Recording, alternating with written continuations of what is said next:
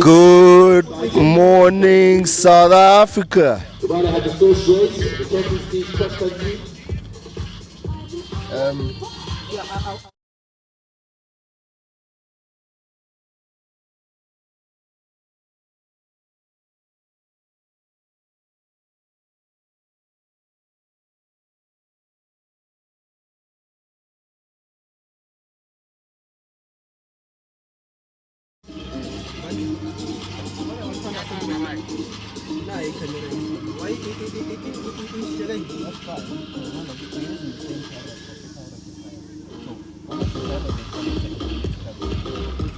Good morning, South Africa, and welcome to the Champions League, brought to you by the lovely CLXC team and Pitch Vision Sports.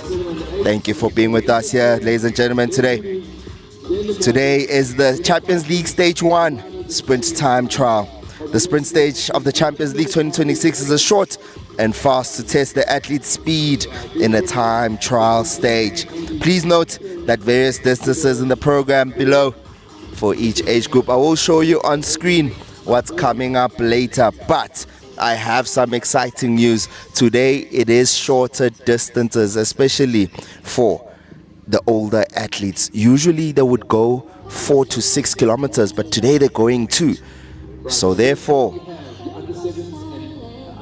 the sprinters who do 800 and 1.5 will have some sort of advantage going into these sprint trials. It is going to be an exciting time, ladies and gentlemen. Welcome to the Champions League cross country.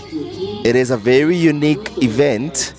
It's not your typical cross country, so there's a certain way that it works. So the winner of each age group today will get CLXC special edition green socks that they get to wear at every other competition, sort of like think of it as a Tour de France kind of thing, or a varsity cup where you get man of the match and you get to wear those pink shorts literally in the next match. So it is going to be an exciting morning of cross-country running. I've seen the trail already. It is absolutely stunning. It is going to be challenging with the hills and steeps.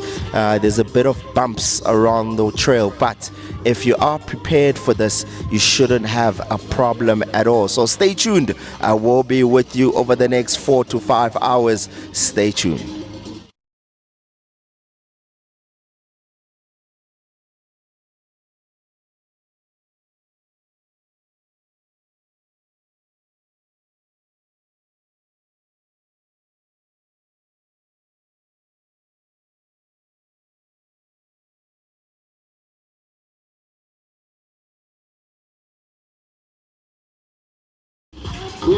So today in commentary, it is Sfiso Mdletshe. I will explain shortly how today will work. The trail is a bit dampy as well, so that's going to be a big challenge for the athletes because the shoes will get heavy, especially those going 2 kilometers today. The feet will get really heavy. So how today works, basically the format is this. So day 1 we have trials day, right, to compete to earn a franchise spot. So there are 6 teams, over 300 athletes that competed for these 6 teams. So then there's a draft, right? And then once the draft is done, the draft is so that all the teams are evenly split so that it's a bit competitive. Then there's a shakeout where you meet your coach, team and training partners. Then there's 4 race days. The first one is a sprint trial. Next one is a classic team relay. Every race counts, ladies and gentlemen. And then the finals to end things off. But although today is all about team competitiveness, there are still prizes for overall winners.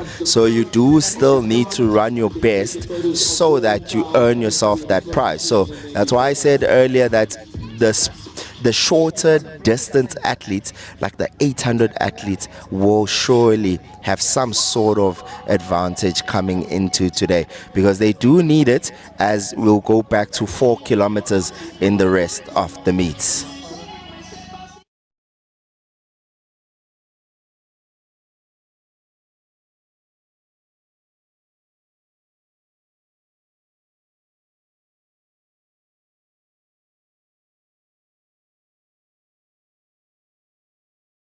On day one, we saw some spectacular performances by the under 7s and 8 athletes. Today, that's what we are starting with. That's the age group that is starting shortly at 8:30, followed by the under 9 age group that's going to start at 9:10 with the girls and 9:30 with the boys. And at 10, under 10 will go on at 9:50.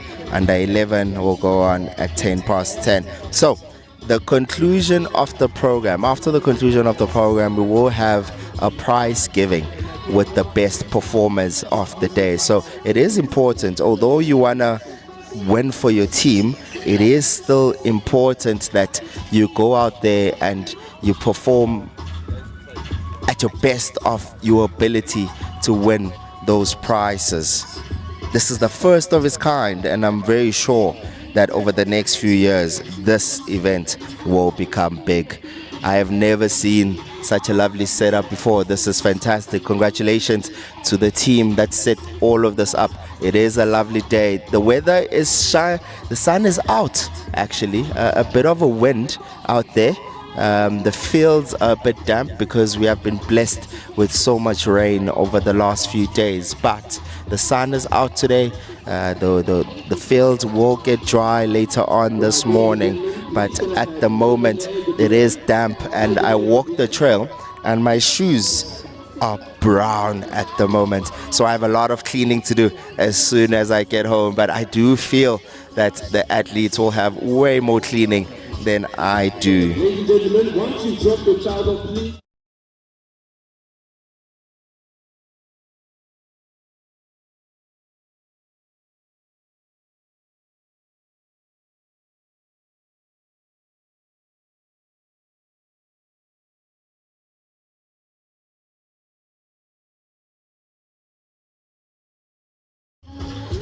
So if you are here today,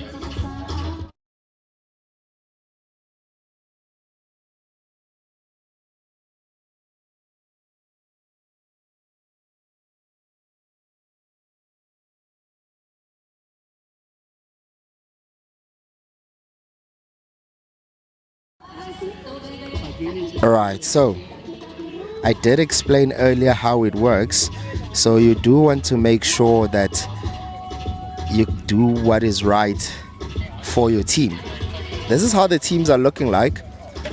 At 8:30, we will start with the girls under 7s and 8s, followed by the under 7s boys and under 8 boys. So each team on average has about 4 athletes. With the boys, majority of the teams have 3 and the kudus have 4.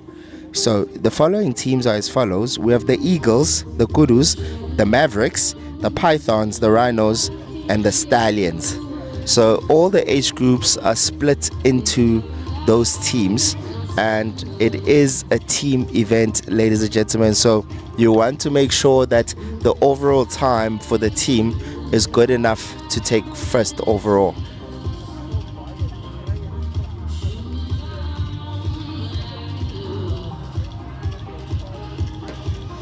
For those of you just joining us, welcome to the exciting world of sprint cross country, the first of its kind.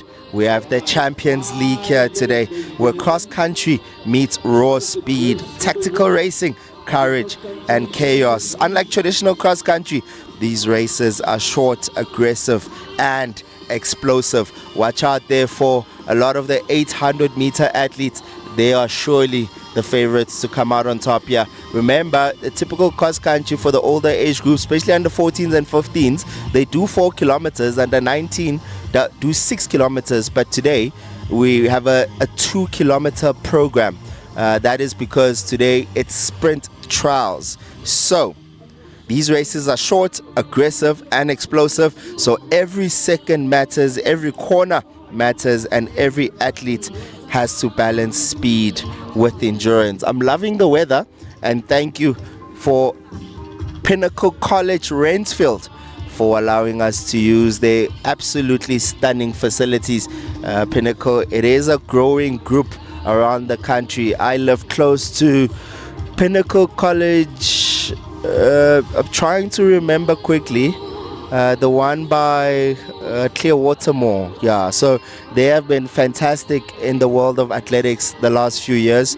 Hopefully we get to see some of them on the national stage. But today we're here at Pinnacle College Rynfield.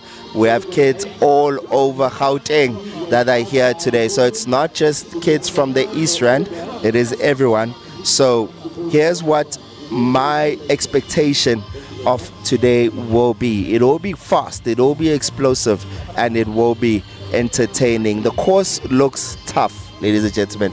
If you saw what I saw earlier, you would realize why I said the course looks absolutely tough. But if anyone can do it, is these fantastic athletes that have wonderful coaches and parents.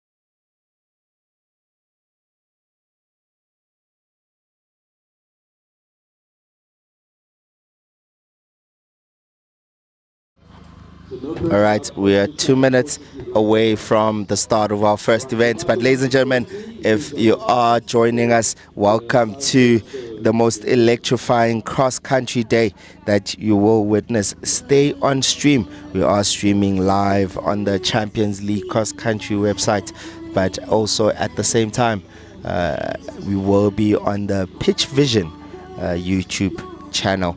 Welcome to this electrifying day of sprint cross-country action. We are live with some of the fastest young endurance athletes around the world, and today is all about speed, grit, tactics, and courage. As we are about to start the first event, just want to remind everyone, now if you are new to sprint cross-country, this is not your traditional long-distance cross-country. These races are short, explosive, and incredibly tense. I had the pleasure of watching the team trials a few weeks ago at Kuro Serengeti. Yes, Kuro Serengeti. Those were entertaining. We saw some fierce competition out there, and I have a feeling that that's what we're about to see today. We'll see young athletes as young as 7 taking on their very first competitive challenge, all the way through to experienced under 19 athletes racing with serious tactical awareness and championship intensity. So remember, it is a sprint challenge, so there will be a very fast start. Watch out there for smart positioning and strong finishing kicks in this one. You want to see in the under 7s and 8s, you won't really see efficient running technique, but these youngins are really, really fast, and some of them don't have the race intelligence yet, but they do have the speed to see it through. They only run 1 kilometer. We're expecting them to go just under 4 minutes. They were really fantastic in April at Serengeti. So we are about to get underway with our first race of the day. And remember, in sprint cross country, it's one of the purest tests of athletic ability. because it combines speed, endurance, strength, mental toughness, and tactical decision making. As this event goes by, I will get hyped up and my voice will start get louder and louder. So excuse me, it is still early in the morning. So wherever you're watching from, settle in because we are ready for an unforgettable day of racing.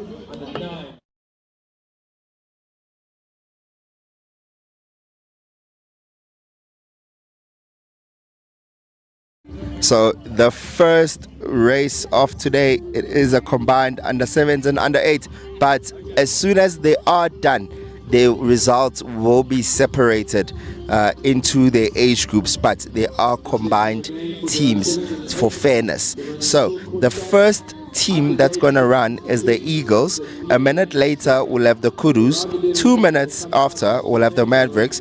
3 minutes after the Eagles we'll have the Pythons, then the Rhinos, and then the last team that will run is the Stallions.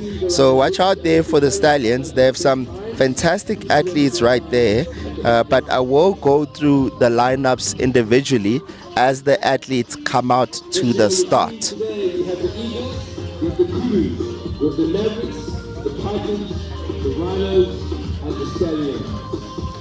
So as you are sitting at home, remember some of these athletes have just come from the track and field season.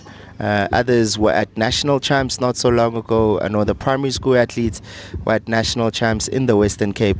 Unfortunately, their last hurdle is the Gauteng champs. That's where they ended the season. SA only comes after under 10. So they have been itching to come back and race again. Some of these athletes were doing the 600 meters during the track and field season. So we know that the speed is there. Now it's just a matter of can they maintain that speed for another 400 meters. That's going to be a true test. And it's not a flat surface. It's a surface that's going up and down, and there's hills and there's bumps. You'll see there's speed bumps rather on this course, if lack of a better word. The Pythons are in blue. I will show you the colors not too long from now, but thank you for joining us today. It is an exciting morning. The sun is out. I have been looking forward to this day for some time now. Champions League sports, Champions League cross country, the first of its kind, pioneering South African sports right here in the East Rand Benoni at Pinnacle College, Rynfield.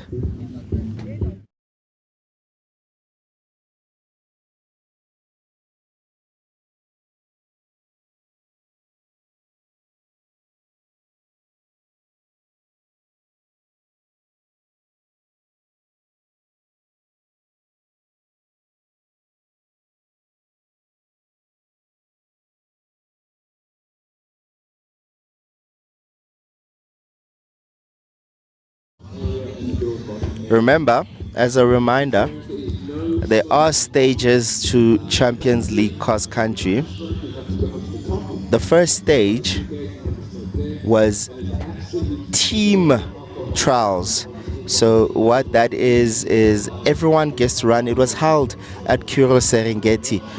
All the athletes get to run in the various age groups, and after that we use those times to split the athletes into 6 teams, teams of 4, most of them, others 3, and then from those teams we make sure that the teams are evenly matched and a bit balanced so that the best team wins and it's not an unfair advantage. It looks like there's a big crowd of parents waiting for their youngins to start running. I'm pretty sure they have been working hard. For these kids, 7 and 8 year olds, it's all about the excitement of running with their friends and their families watching and supporting them. I'm pretty sure that it's going to be an electrifying day of track and field athletics. I'm excited. I hope you are too. Congratulations to the organizers and the stunning team of Pitch Vision. This is fantastic to see.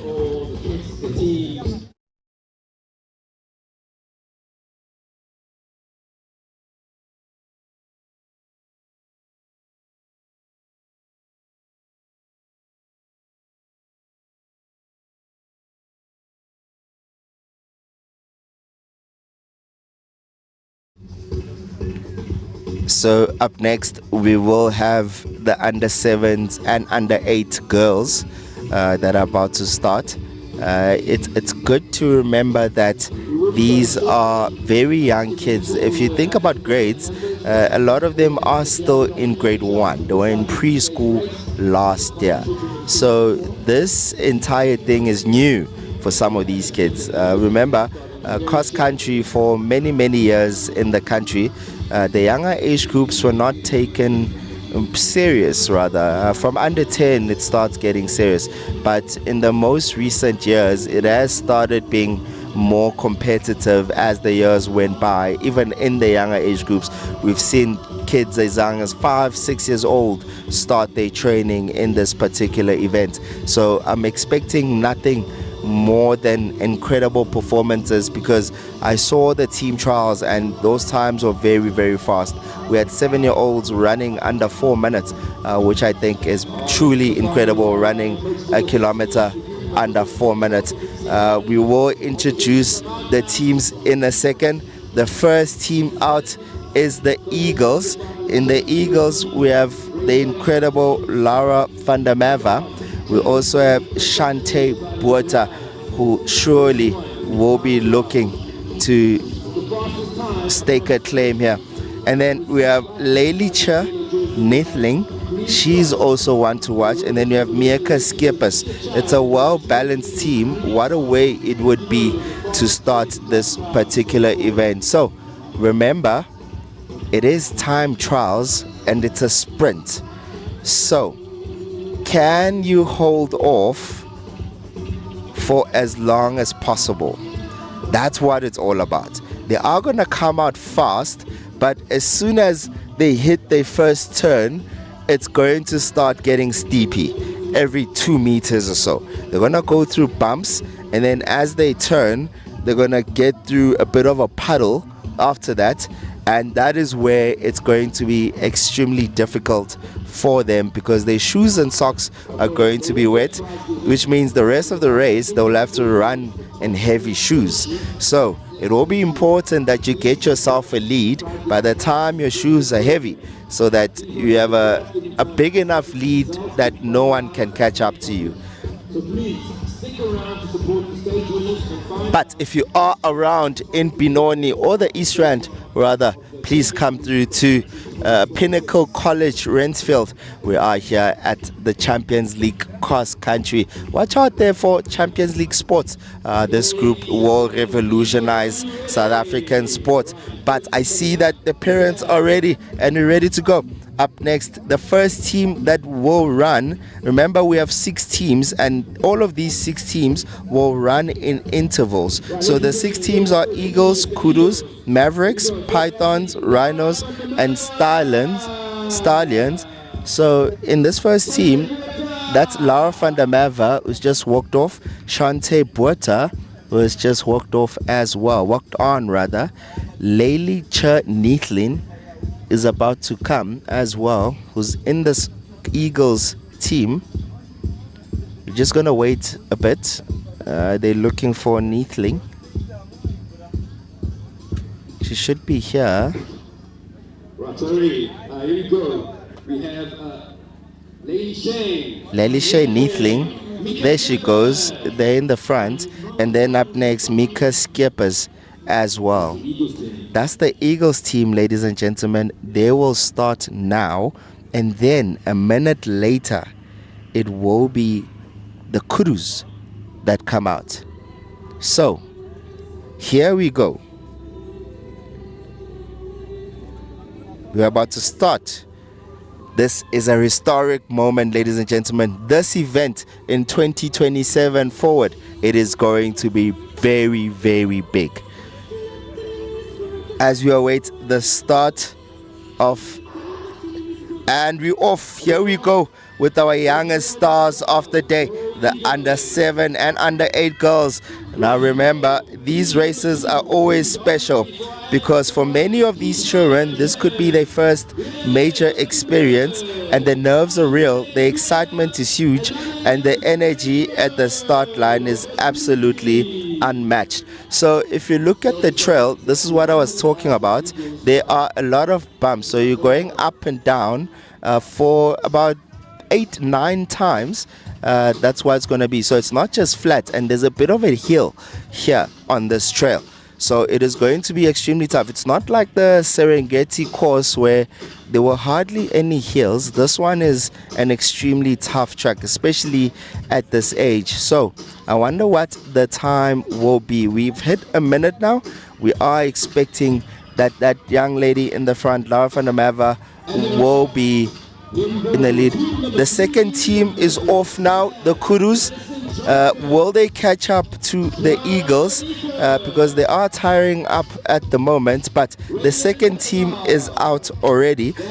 We will show you a bit later, and then a minute from now we will see the Mavericks coming out as well. But right now on your screen we still have the Eagles going very, very strong. It is Laura van der Merwe. Currently, remember, she's not technically in the lead. She's in the lead compared to the rest of the team, but not according to the overall time. So the times will still be fair.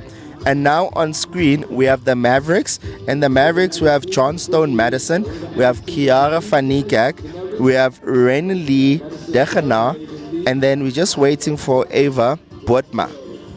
Botma was absolutely fantastic at Serengeti as well, and they are off. They are missing one team member, so that's going to be extremely difficult for them, because remember, it is time trials, and perhaps I'm wondering if them missing a team member will disadvantage them in any way. But it is a very, very fast start by Madison Johnstone. She was absolutely fantastic at Kuro Serengeti not so long ago. Here's what I was talking about. This is where it starts to get a little bit tricky as they go past the jungle gym.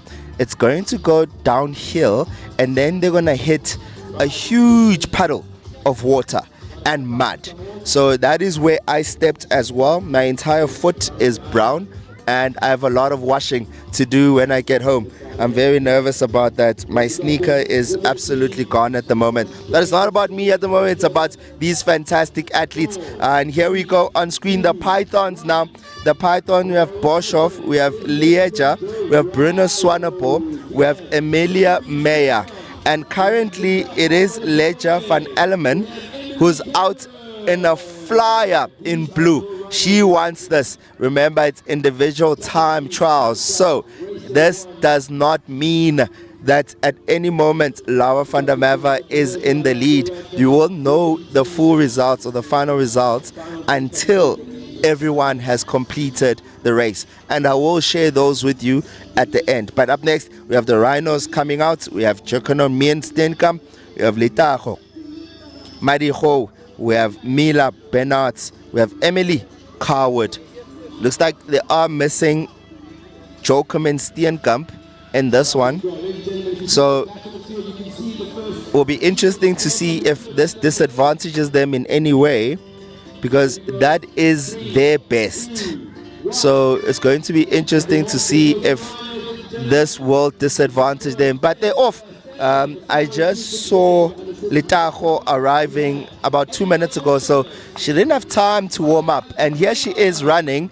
She's here to have fun, ladies and gentlemen. That's what it's about, especially at this age group. It is about having as much fun as possible. And thank you if you're just joining us. We are here at Pinnacle College, Rynfield. Lovely, lovely facilities. And up next, we have the last team that's about to come out, the Stallions. We have Abigail Portes, we have Alia Zayman, Alexia Marie, Emily van Terburg. It is a full team here. Abigail Portes will look to carry their team in this one, but Alia Zayman will definitely have a say about that. And here we go at the finish line. We have the first finisher. We have Laura van der Merwe, who's just finished her race. That will surely advantage a team. And then we have in second, we have Shante Botha. Remember, we won't really know who's second first. We don't know the places until everyone is done. But it's good that the Eagles, all top three athletes have finished before anyone could catch up to them. We see some of them have mud in their body, which means they were falling along the trail. They are looking absolutely stunning. It is going to be. Now we're back on the trail. All the teams are out at play at the moment, ladies and gentlemen. Now we can focus on the race. I can give you a blow-by-blow on the trail. So I just want you to see what I was talking about. You will see it later. As the stallions go across or high up the hill, they're going up and down these bumps. I don't know if you can see them. The terrain is going up and down every 4 or 5 meters or so. So that is extremely difficult. It takes a lot of strength, endurance to be able to hold on to that. Over 1 kilometer at this age, pacing is almost impossible. That's why they're coming out so fast. Most athletes will go out very fast, then discover halfway through the sprint cross country that it is harder than it looks. So if you are home at the moment after this race, go try it out yourself. Run a kilometer at a 340 speed. Oh my days.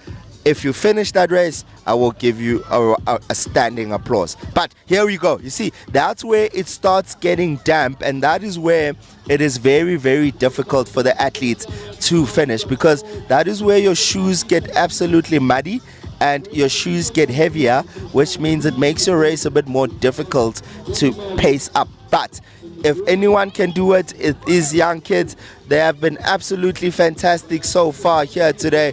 Here we see our second last athlete on the picture, but remember, it does not mean that that's their position. All it means is she is running for her time. The overall winner will be rewarded at the end of this event at about 1:15 or so. But we're back on screen. As you see, we see a couple of rhinos and stallion athletes that are still running on the track. At the finish line, we are completing the race. The kudus are completing the race. About 4 of them have already completed the race. It is a very difficult race to do. The shoes are muddy, the shorts are wet. It is absolutely brutal out there. Let's see who's about to finish at the wonderful Champions League Sports finish line. And welcome to Pitch Vision. It has been an absolutely stunning morning so far. We're about to reach the conclusion of our under 7s and 8 girls. It was an interesting race. It is an interesting race so far. I am intrigued to see the overall result, and that part of the trail, that is where it gets extremely challenging for the athletes. You see, we're starting to see Litago. She's starting to walk at the moment, but in the front it is her teammate Steenkamp and Mila, rather. It is Steenkamp and Mila currently from the Rhinos on your screen. Lovely banners. The feet are heavy, the legs feel like jelly.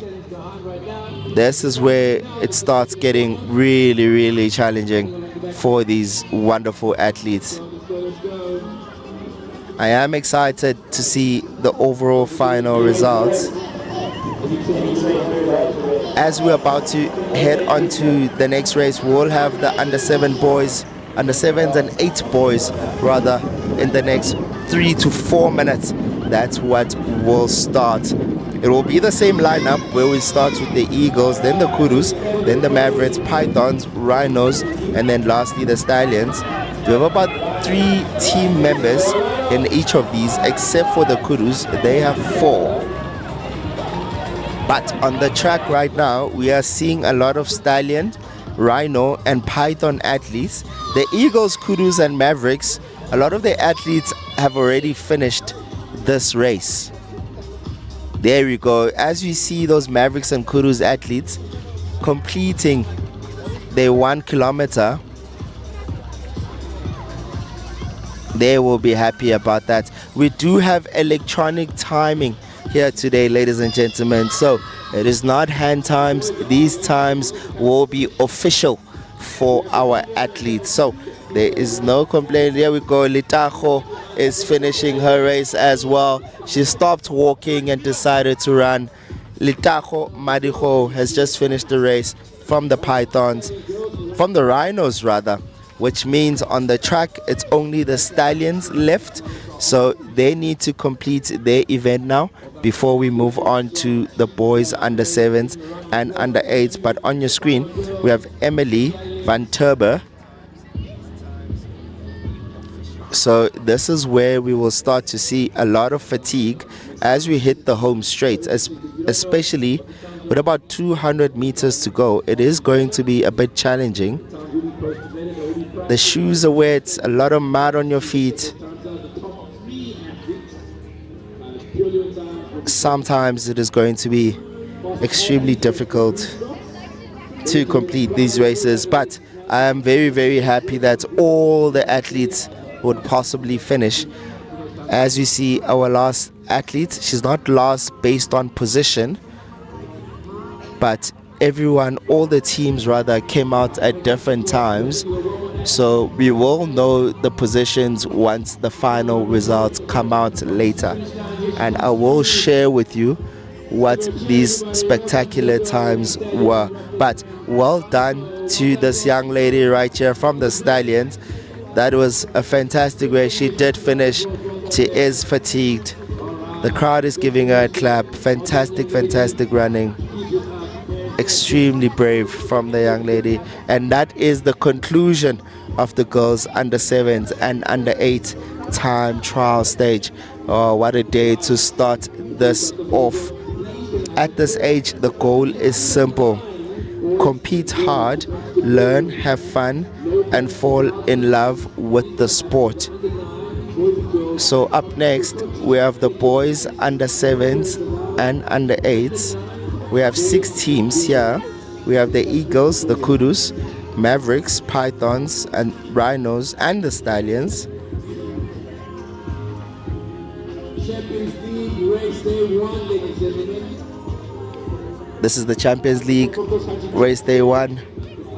We had the team trials at Kuro Serengeti in April, where over 300 athletes competed against each other to be in 6 teams.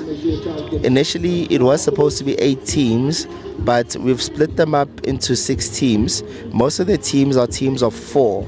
So that happened at Kuro Serengeti in April. And now it is the first race of the race stage. But we are next, we have the boys 7 and under 8. I am excited, high energy. That was a lovely race by the under 7 and 8 girls. What a lovely way to start in this beautiful morning in Benoni. I'm very, very excited for what's to come for the rest of the day. But here's the lineup for the Eagles. We have Thomas Foster, Raiden Gensten, and Rivan Gewenston. Looks like they are brothers here. We have brothers in this particular race. So after a minute from now, we will have the Kudus come out. So for the Kudus, we have Declan Edwards, we have Zian Kutsia, we have Levi Dos Santos, we have Ronan Zor. This is where the boys will find it a bit difficult.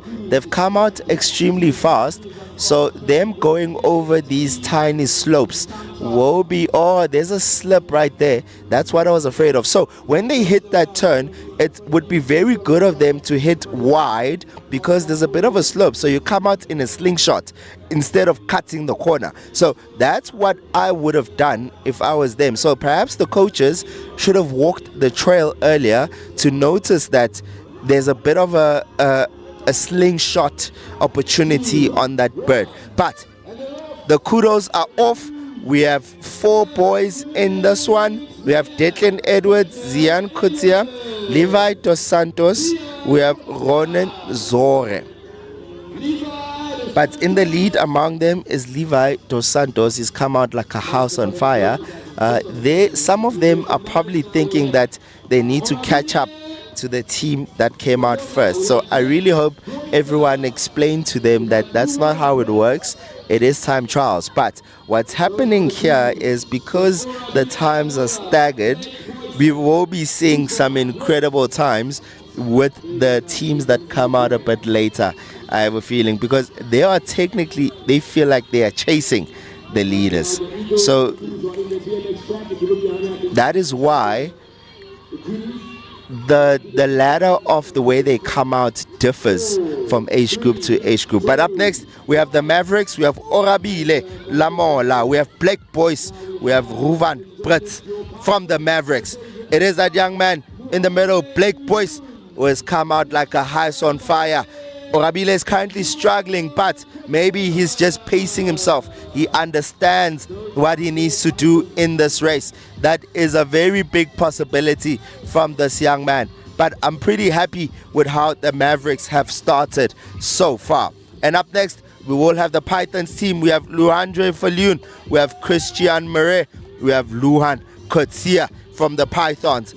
They are looking like a fantastic team. It's just 3 of them in this one, so it will be interesting to see what time they run.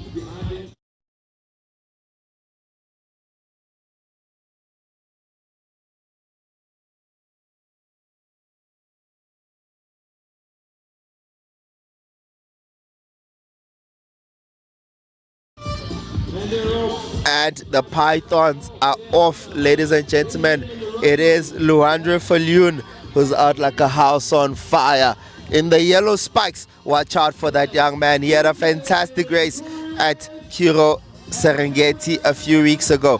He is strengthening his team. He's actually had the best time in his team. And up next on the track, it is the Rhinos. We have Earhia Pretorius. We have Cameron Aspirin. We have Injured.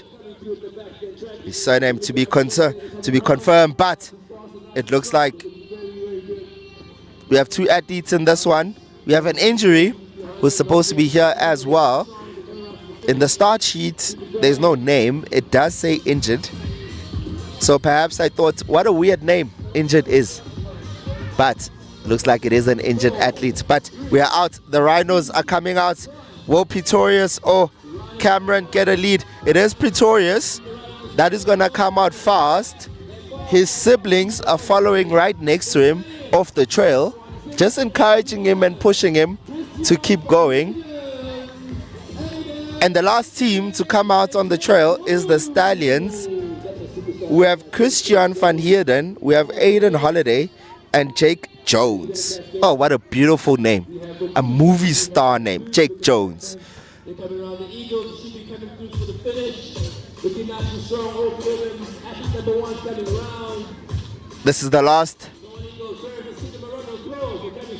The Stallions, the Eagles are hitting the finish line, ladies and gentlemen. How many of them are going to hit the finish line at the same time? It is off your screen, but I promise you it is Thomas Foster who is carrying the Eagles team. And then Raiden, it is the brothers actually. The brothers did absolutely well. Raiden and Rivan, fantastic running by both of them.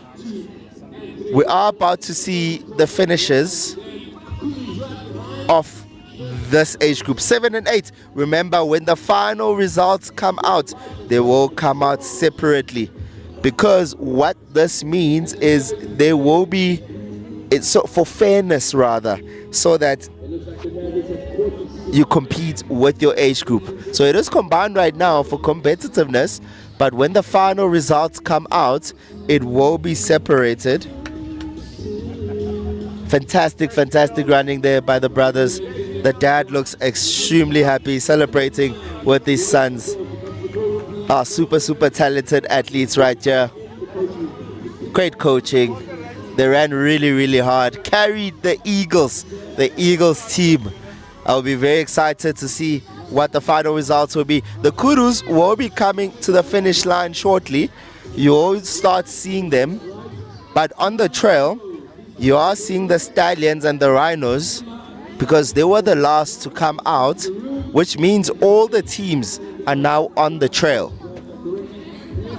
If you see, you're not going to notice on camera, But by the time these athletes get to the finish line, you'll start to notice that their clothes are extremely muddy.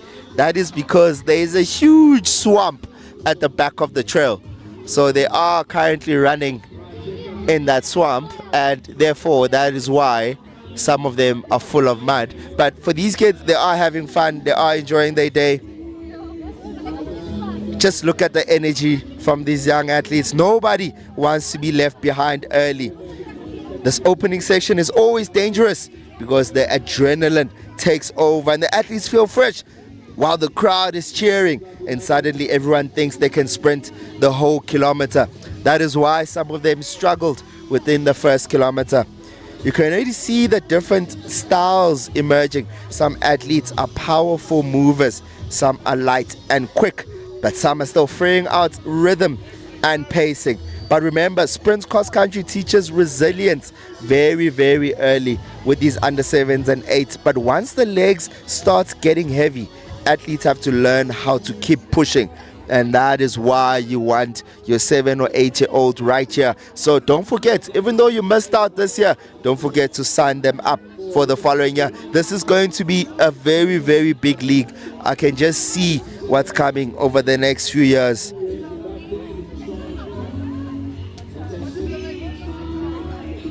Just look at that determination.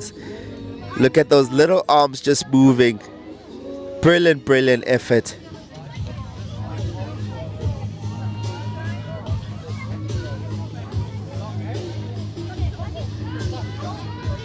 Champions League sports country. This is where young champions are made. You can see the exhaustion now if you look at the trail, but you'll start to see it as they hit the final stretch, which stretches for about 80 to 100 meters. That's where you'll see the massive exhaustion, but they'll have a big surge because you'll also see bravery. These athletes are discovering what it means to compete. Big sprint finish, big effort. It is all about time at a moment. What a run from that young man from the Rhinos. The overall time is sitting at 8:57. So that means, remember, it's not the time that they were running. Don't get that wrong. Some of them came out 5 minutes later than the first group. So you might see 8:56 on your screen, but it could mean that those athletes are currently at 3:40 pace, which is absolutely incredible running. However, I do see some sad faces within the under 7s and 8s. Some of them, I think some of them do think that it is one race, where others are coming out ahead of them and they're not understanding that it is based on your time. So the time you came out of the start line versus when you finish, that is your time. So then overall, the results will come out and they will be fair.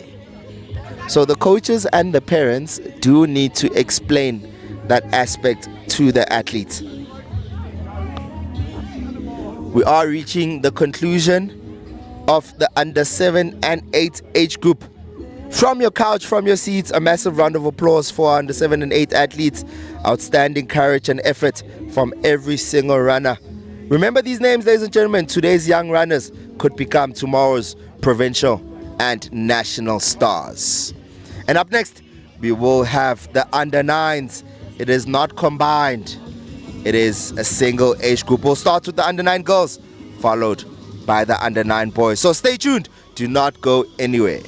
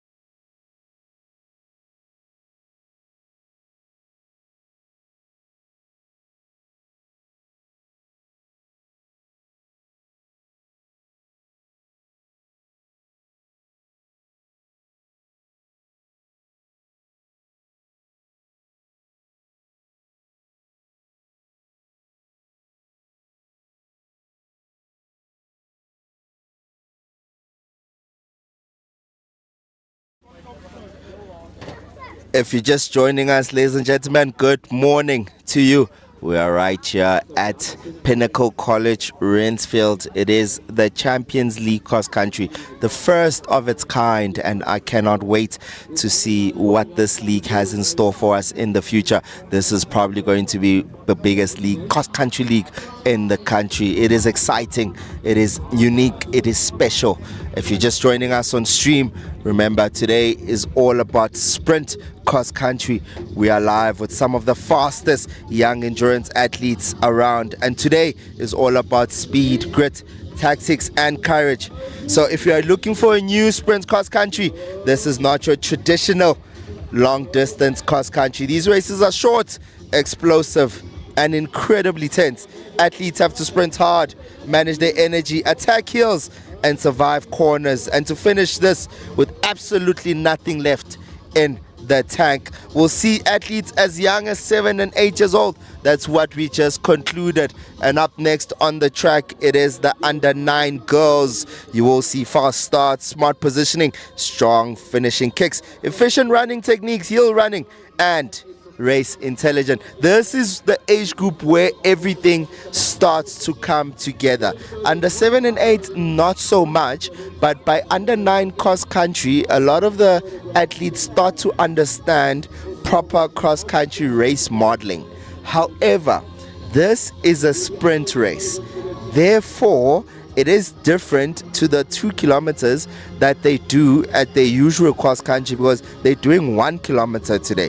So it is going to be really interesting to see what they do. So the current age groups are doing 1 kilometer. Under 7, 8, 9, 10, 11, 12, 13. 14, 15, 16, 17, 19 are doing 2 kilometers, and that is where it is going to get tricky.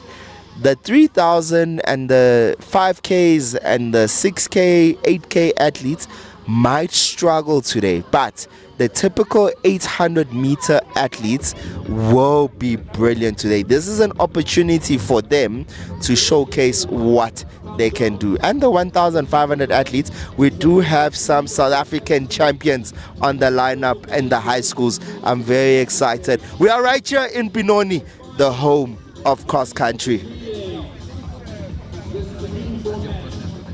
Remember, the overall winner per age group will get the converted CLXC special edition green socks that will be awarded to the sprint stage winner, and they can wear these socks for the remainder of the races. So it's kind of like some bragging rights for them. Everyone will want to win these socks.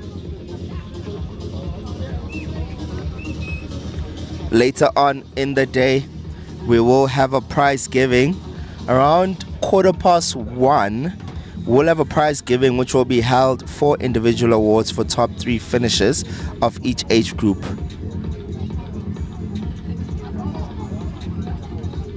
These prize giving times are subject to results being finalized and published, so you might have to wait a bit. So the estimation is 1:15 rather, because the last event starts at 12:40. So please look around and support the stage winners and winners out, which teams are on top of the leaderboard after stage 1 of the CLXC 2026. You want to be part of that, ladies and gentlemen. The crowd is here, the parents are here, there's a lot of people watching, they're youngins. This is what you want, this is what you want to experience in a cross country event. I'm very excited to see what comes out of it, because it means that it is a start for something big for some of these young athletes. But right now we have the under 9s who are about to start.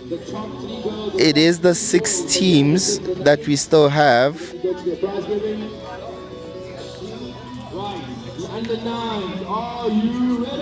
In the under 9 division, this is where racing starts becoming more tactical. Positioning will matter. There will be a bit more controlled starts, and they will time their finishing.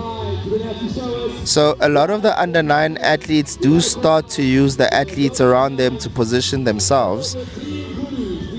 So that's what you're going to start to see. The athletes are still fearless though, which means we could see a very aggressive opening race.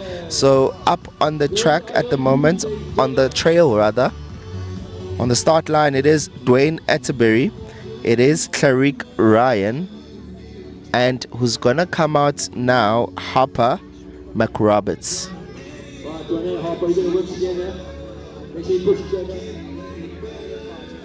At the start line at the moment, it is Dwayne Atterbury, Clarika Ryan as well. It looks like Harper is missing from the race, but up next it is the Mavericks. In the Mavericks team, we have Chloe Joyce Ferguson, Michelle Engelbrecht, and Nia Haynes. So on the trail at the moment, it is Dwane and Clarick. On the screen right now, it is the Mavericks, Chloe Ferguson, Michelle Engelbrecht, and Nia Haynes.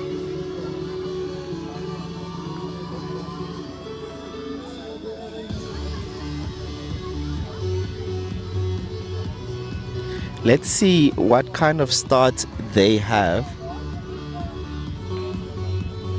Will they come out aggressively or will it be controlled? And the Mavericks are off.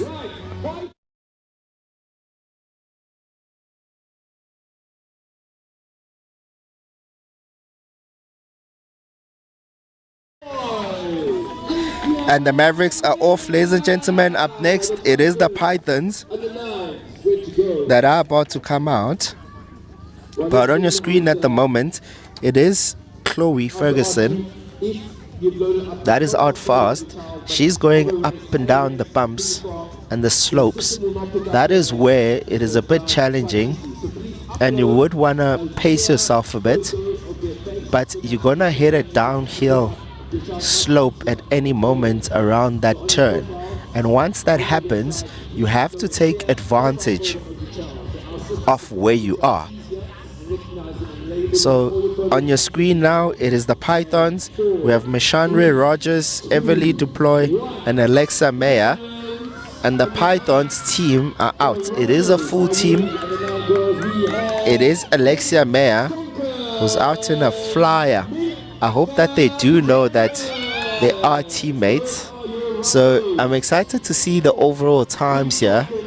And I will share with you later. We saw the conclusion of the under 7s and 8s and it was very, very competitive, but some of the athletes were not happy about their finishing at the end because they were thinking that they did not do well.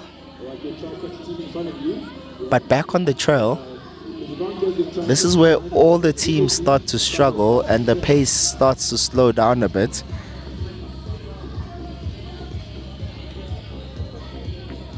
In the under 9 age group, oh, here's the slump, the water and the mud that I was talking about. I walked through there earlier and it was really, really heavy for the athletes. And we're off. It is the stallions, it is the rhinos that are out now. We have Quinn Skunken, Menka Pretorius, and Kiana Lowe. That's the rhinos. The stallions are getting ready to come out as well, but on the screen we have the rhinos. On the screen is the rhinos. We have Mbalentle Luvuno, we have Olicia Marie, we have Kelsey Killian. Can they run the fastest time? It's all time trials here, ladies and gentlemen. It is a sprint, so they're only running 1 kilometer. Let's see what kind of start they have.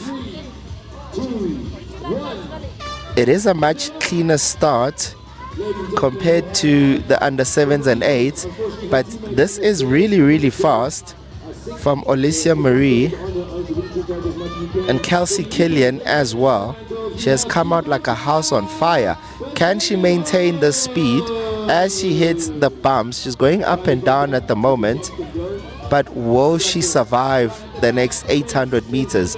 The first 200 meters or fast, this is where it starts to get heavy. As you hit the water, you hit the slump, there's a lot of mud on your shoe. Gets really tricky to complete the race because your feet are heavy and you still have another 500 meters to go. So that is really tricky. But up next on your screen, it is the last team, the Eagles. We have Ivanka Bezendenot, we have Emma Salinga, and we have Jade Salinga as well. But looks like it's only her, so it is Ivanka at the moment. The siblings did not show up today, so her time will be crucial for her team. So her time will be used as the team average for fairness. So all the teams now are out. This is where it starts to get exciting because the athletes that came out last will surely want to catch the teams that came out a minute or two earlier.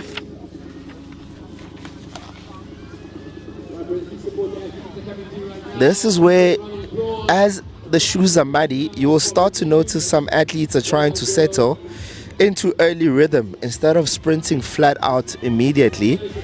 This is where the fatigue starts to come in and you just want to maintain the current speed. It is smart racing at the moment from the Rhinos, just pacing themselves quite nicely. They were incredible in the under 7s and 8 boys as well. Looks like the Rhinos have a very strong team. Remember, this sprint cross country is over 1 kilometer and can be very tricky because the athletes are constantly balancing. Do I push now? Do I save energy for the finish? There is no time to waste. These athletes will know how it feels because during the track and field season, they were doing the 600 meters. We will start to see some finishes, particularly from the Eagles athletes.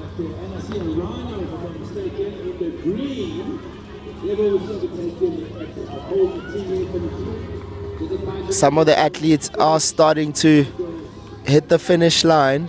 It is Mbalenhle that hits the water. We are starting to finish. The clock is sitting at 7:15.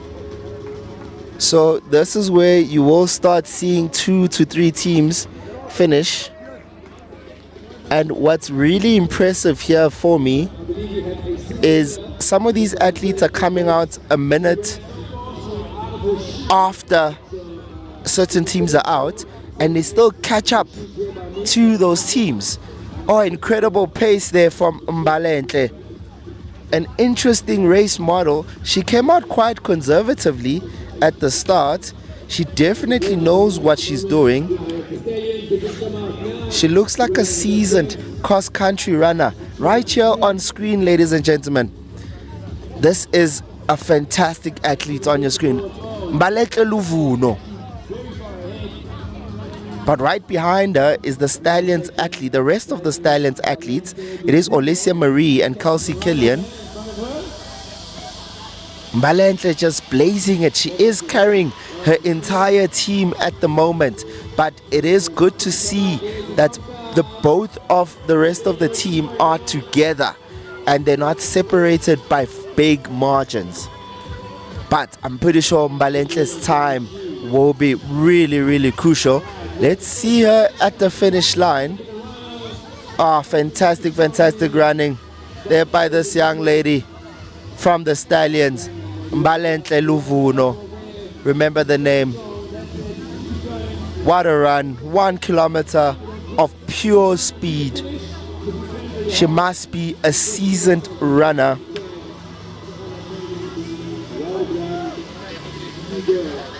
I wouldn't say you would see the field stretching in this event because they are coming out at different times. So it is one of a kind and it is a unique event.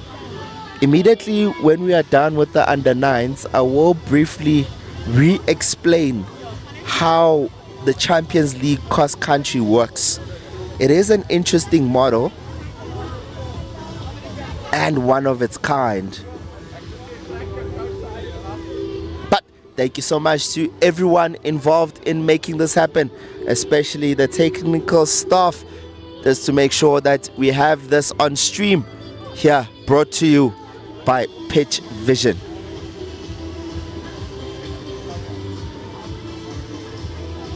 So if you want to continue the stream, make sure that you stay on the Champions League Sports cross country website. We are here to entertain you.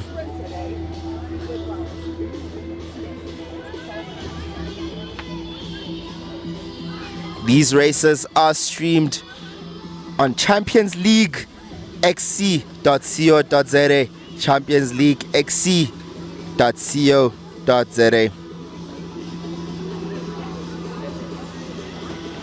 We are still at the Gauteng leg of this Champions League cross country, and I know for sure that this event will grow to be extremely big. It is one of its kind. A lot of people have never seen this type of event before. Perhaps this type of innovation could come to track and field as well, because this is a brilliant concept which I see getting about 1,000 athletes by 2027. We have now reached the conclusion of the girls under 9.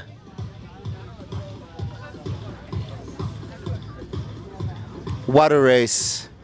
Great running. Will be interesting to see what Mbalenhle Luvuno ran, because I'm truly impressed with that. Must have been well under 4 minutes in that kilometer. All right, so here's how it works. So before the under 9 boys come out, here's how the Champions League cross country works. So day 1 was Trials Day, which took place at Kuro Serengeti in April, where the athletes were competing for franchise spots. So over 300 athletes came on the day, under 7 to under 19. And then there's a draft, right?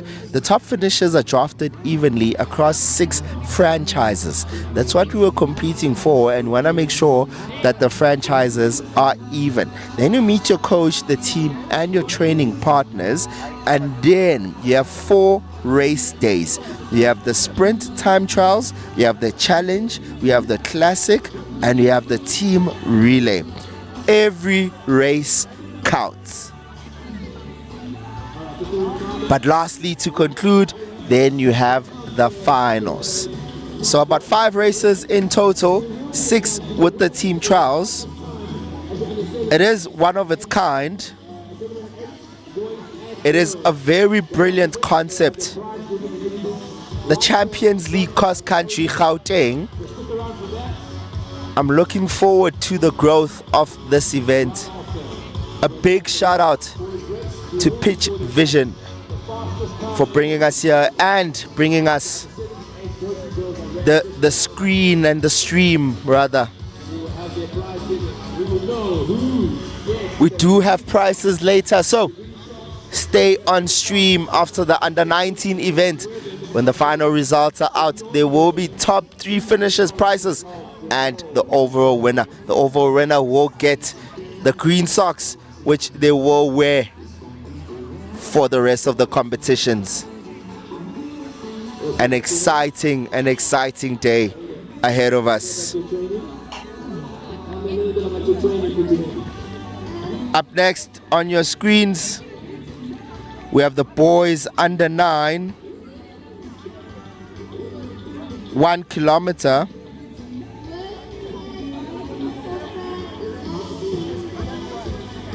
Some of these boys would have done the 600 meters during the track and field season, so they were looking forward to this, I'm pretty sure, after the Gauteng Championships in Germiston. So this is going to be very interesting because a lot of them, I've seen them during the warm-up, they want this and they want to do well. And for them, it's all about the bragging rights. Who will be the champion of the Champions League? I'm very, very excited. The crowd is starting to fill up the course. It is starting to look really, really fun and entertaining. The event announcer is doing a fantastic job just bringing entertainment to the crowd. So if you are at home at the moment, you are around Benoni, Germiston, somewhere in the East Rand, head through to Pinnacle College, Rynfield, and come watch the best cross-country runners Gauteng has to offer. You will be entertained. Remember, for some of these athletes, it is also pre-season for their main cross-country season that will start, their school's cross-country season rather, that will start in term 3. So that is late July, early August. Some of them do club cross-country with their individual clubs. So we are based in Gauteng at the moment, so they would have been going to CGA competitions, and others who are coming all the way from Pretoria will be doing AGN cross-country competitions.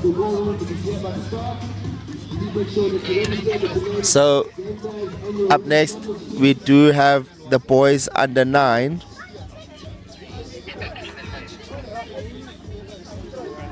A lot of the teams have 3 athletes, except for 2, the Pythons and the Eagles both have 4. So I wonder how much of an advantage it is to have less athletes that are good, because the average will stay high, than rather adding a 4th athlete who would maybe bring down the team average. But it could work the other way as well, where the 4th athlete might be the best athlete and would bring up the average. But I'm pretty sure the organizers have sorted that out evenly to make sure that it is fair. So the lineup for the boys under 9, we have the Kudus, we have Tatenda Masango, they're firing up. We have Caden Roots, we have Ciliet van Kreinberg as well. They are ready to go.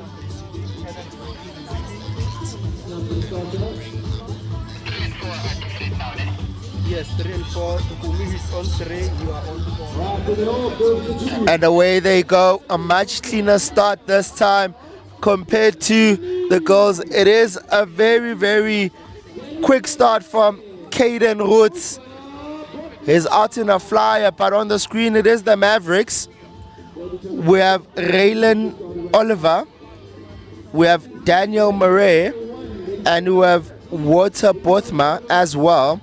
On your screen it is Caden Roots, who's out like a firecracker. Very, very explosive runner, a very tall figure as well. So his strike lengths are longer than his competitors. But on your screen it is the Mavericks. We have Olivier, we have Murray and Bothma. Bothma has a sibling in the under 7s age group. We saw how he did previously. And they are off. You can already see more race awareness in these athletes, and notice how some of them are trying to settle into rhythm early instead of sprinting flat out immediately, because they understand that it gets really, really challenging the final 500 meters. And that, for me, it's smart racing, ladies and gentlemen. Sprint cross country over 1 kilometer, I said earlier, is quite tricky. So athletes are constantly asking themselves questions. When do I push? When do I surge? Do I just wait, or do I come out now immediately? After this one, you're going to have the prize ticket for number 7 to 8. And up next, it is the Pythons, ladies and gentlemen. We have Richard Silius, Jacques Pretorius, Ludwig Meyer, and Kehan Vergemut. And they are off. The field is now stretched because we have 3 teams out on the field at the moment, half the teams. As you see on the screen, it is the Mavericks still there. On the other side of the track, it is the Kudus, who are going quite neatly at the moment. They haven't hit the paddle yet, so it's still smooth sailing.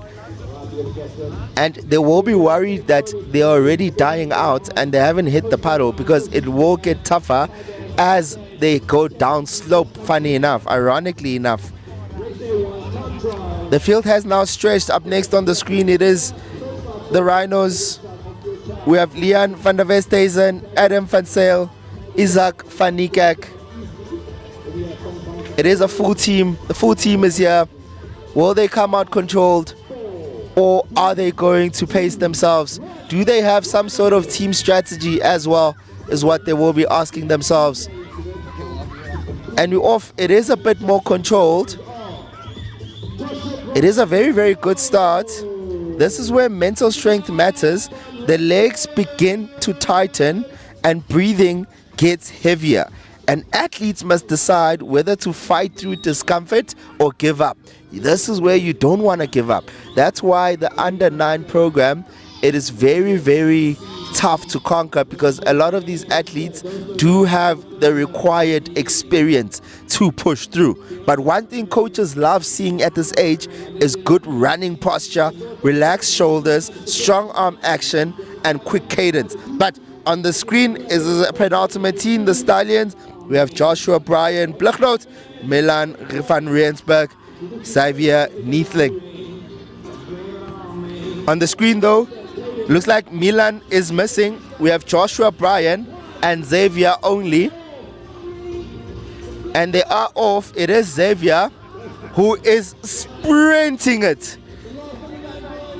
Fantastic form. That is a form of a 60-meter sprinter, by the way. At the finish line, some athletes have already hit the finish line. Oh, what an athlete that young man is. Raylan Reina Olivier in the blue of Mavericks. Oh, he's fantastic. He just finished. He finished way ahead of time, even past some of the athletes from the Kudus.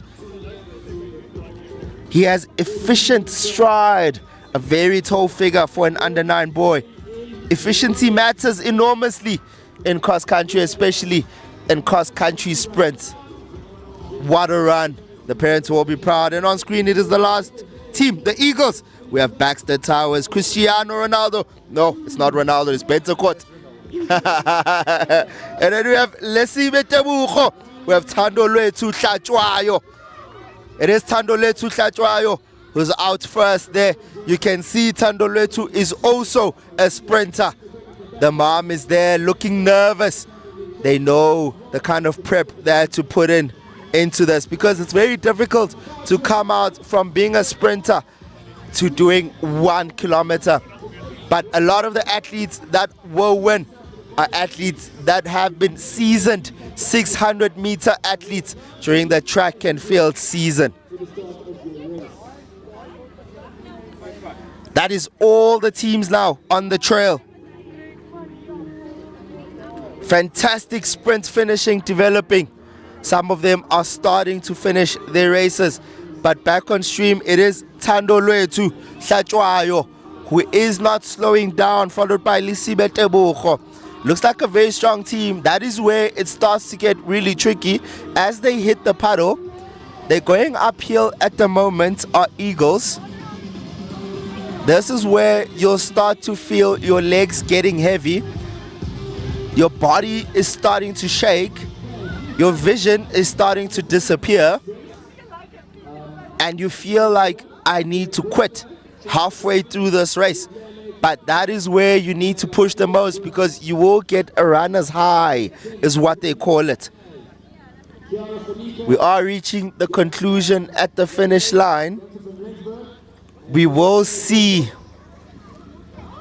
the results. I will share with you we do have the results of the under 7s and the under 8s already for the big performers, the top 3 performers rather.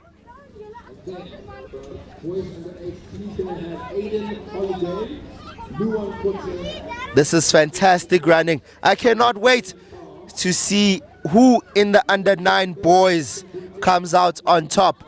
We've already seen some incredible performances in the under 7s and under 8 age groups.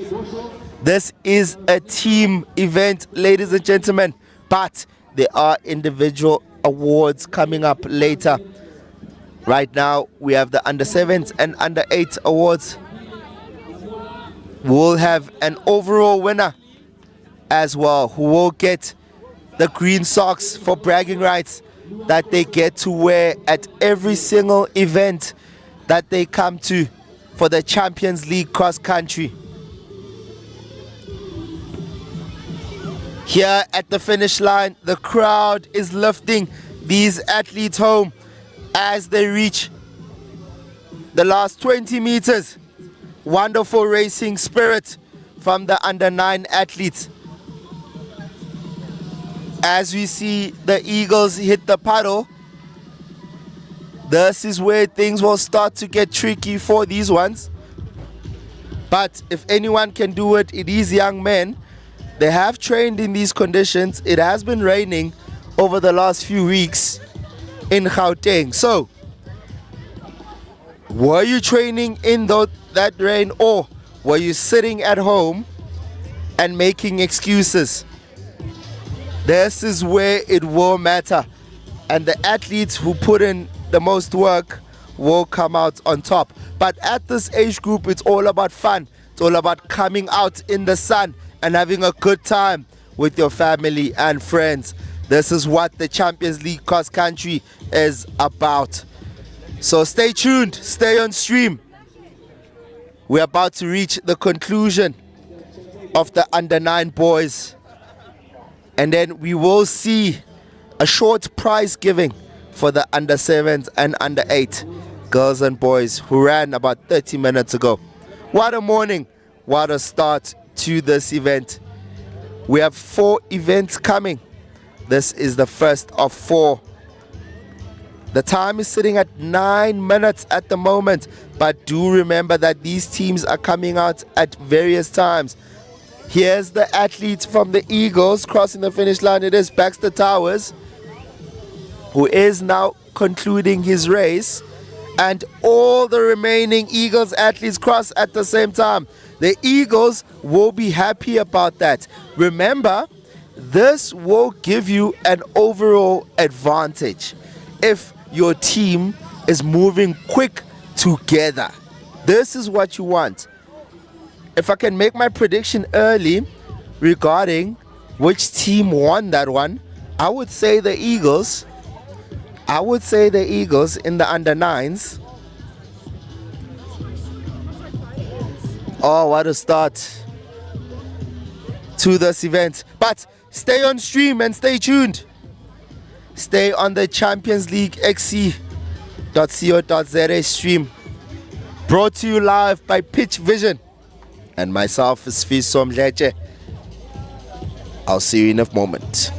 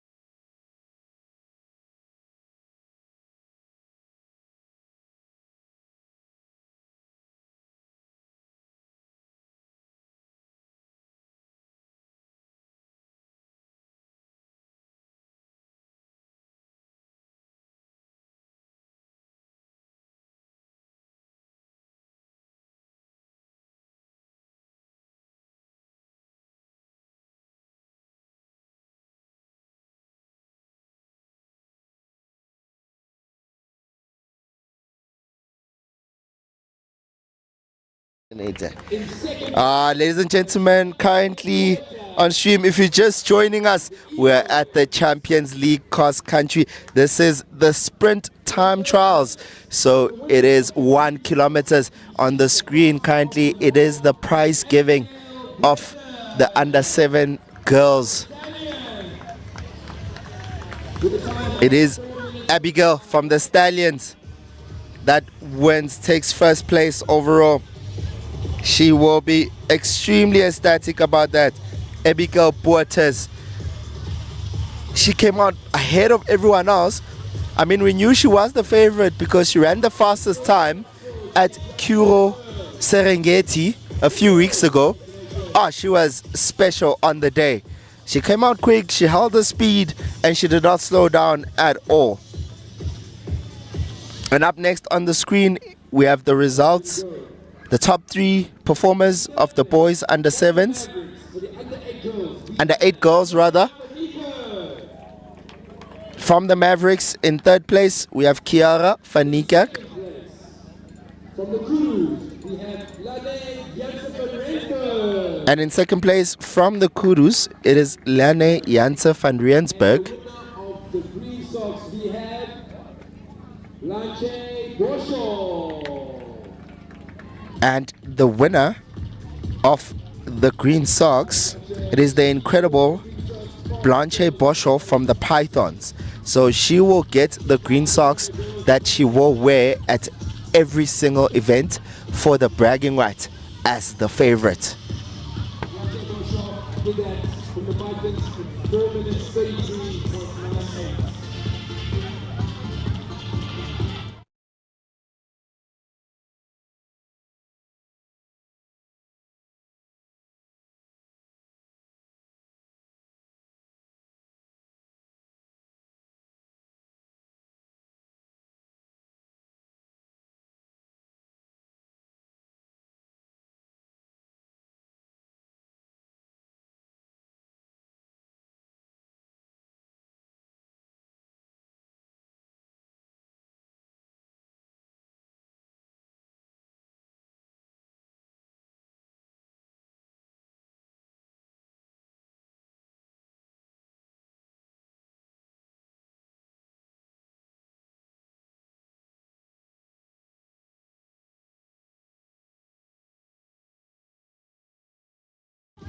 Alright, up next on the podium, we have the boys under 7. In 3rd place, we have Orabile Lamola from the Mavericks, who is not sure. In 2nd place from the Eagles is Thomas Foster. And the winner of the Green Sox, the number 1 from the Pythons, we have Lordre Tuyun. And the incredible winner of the Green Sox is Lohandre Falun, who was a favorite also coming into this. So form did not get upset so far in these under 7 results. It is exactly how we expected it to be. So that is really, really impressive from these athletes. I thought they would have struggled a bit because it is a different cross-country trail than what they would have been used to. But if anyone can take this on, these incredible young athletes, they are special, and that is why they are here at the Champions League cross-country meet. They belong here, and this is the best of Gauteng has to offer. So if you are around Benoni and you are around the East Rand, maybe Germiston, Tsakani, all the way from Springs, come through to Pinnacle College, Rynfield. Right, up next it is the under 8 boys results. In 3rd place we have Declan Edwards from the Kudus. And in 2nd place from the Stallions, Aileen Holiday. And in 1st place from the Pythons is Luan Kota with 4 minutes 14. I'm pretty sure that young man will be running under 4 minutes consistently soon. I'm very excited to see the future of cross country in this country.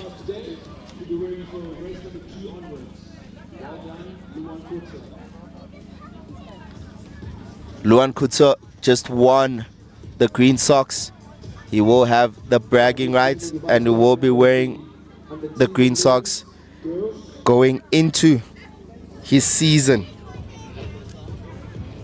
And that, ladies and gentlemen, is the conclusion of the first batch of top 3 awards here, ladies and gentlemen. And up next, I'm very excited now because these are bigger teams. We have the girls under 10s and under 11s. Up next, it is the Mavericks. We have Juniper Crano.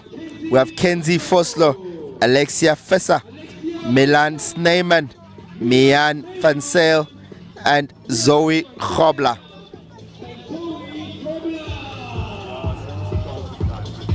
They are ready to go. They are fired up. What an intro. If you are not excited from your seats, what are you doing? This is exciting cross country. The first of its kind. This is how you want to be introduced for your races. The athletes feel absolutely special at the moment. And up next, it is the Pythons team. We have Angela Janssen van Vieren. We have Anton Verleun, Elani Ferreira, Jency Lee Rock, and Roach Rue, Caden Fourie, Carly Celias. The Celias name is very big in cross country and middle distance running. Will we see another Celias brilliant cross country runner? Remember, it is a time sprint. It's a time trial stage. It is a team performance. We have 7 athletes for the Pythons. And on the screen, ladies and gentlemen, you see the Mavericks, who are still moving quite smoothly. Juniper Crano looks really, really well right now. So has Miani Van Sale and Zoe Khobla. They ran brilliant times at Serengeti a few weeks ago. But this is a different course. And on your screen at the moment, it is the Pythons now that you are seeing. A very full team, I must say. And up next, who are coming out are the Rhinos. We have Zoe Forgier, Michaela Valdek, Amelia Janssen van Vieren, Shannon Machinini, Nian Bothma, John T. Shoot, like Dwight Shoot from The Office, if you are a watcher of brilliant comedy. Perhaps she's German as well. I need to find out. Maybe she had beet juice coming into this race. And we are off. The Rhinos are out now. It is a very fast start for Machinini, Shannon. And on your screen, you see the Pythons currently going up the hill. As the Pythons approach them, the Rhinos rather. And right now coming up on the course, it is the Stallions. We have Janelle Evans, Isabella Erasmus, Ayla Sky Bremelt, Ariana Dupree, Gabrielle Minnie, Rebecca Jones, and Riley Holiday. We saw her sibling winning the overall title earlier. So can she also win the title now, following her sister?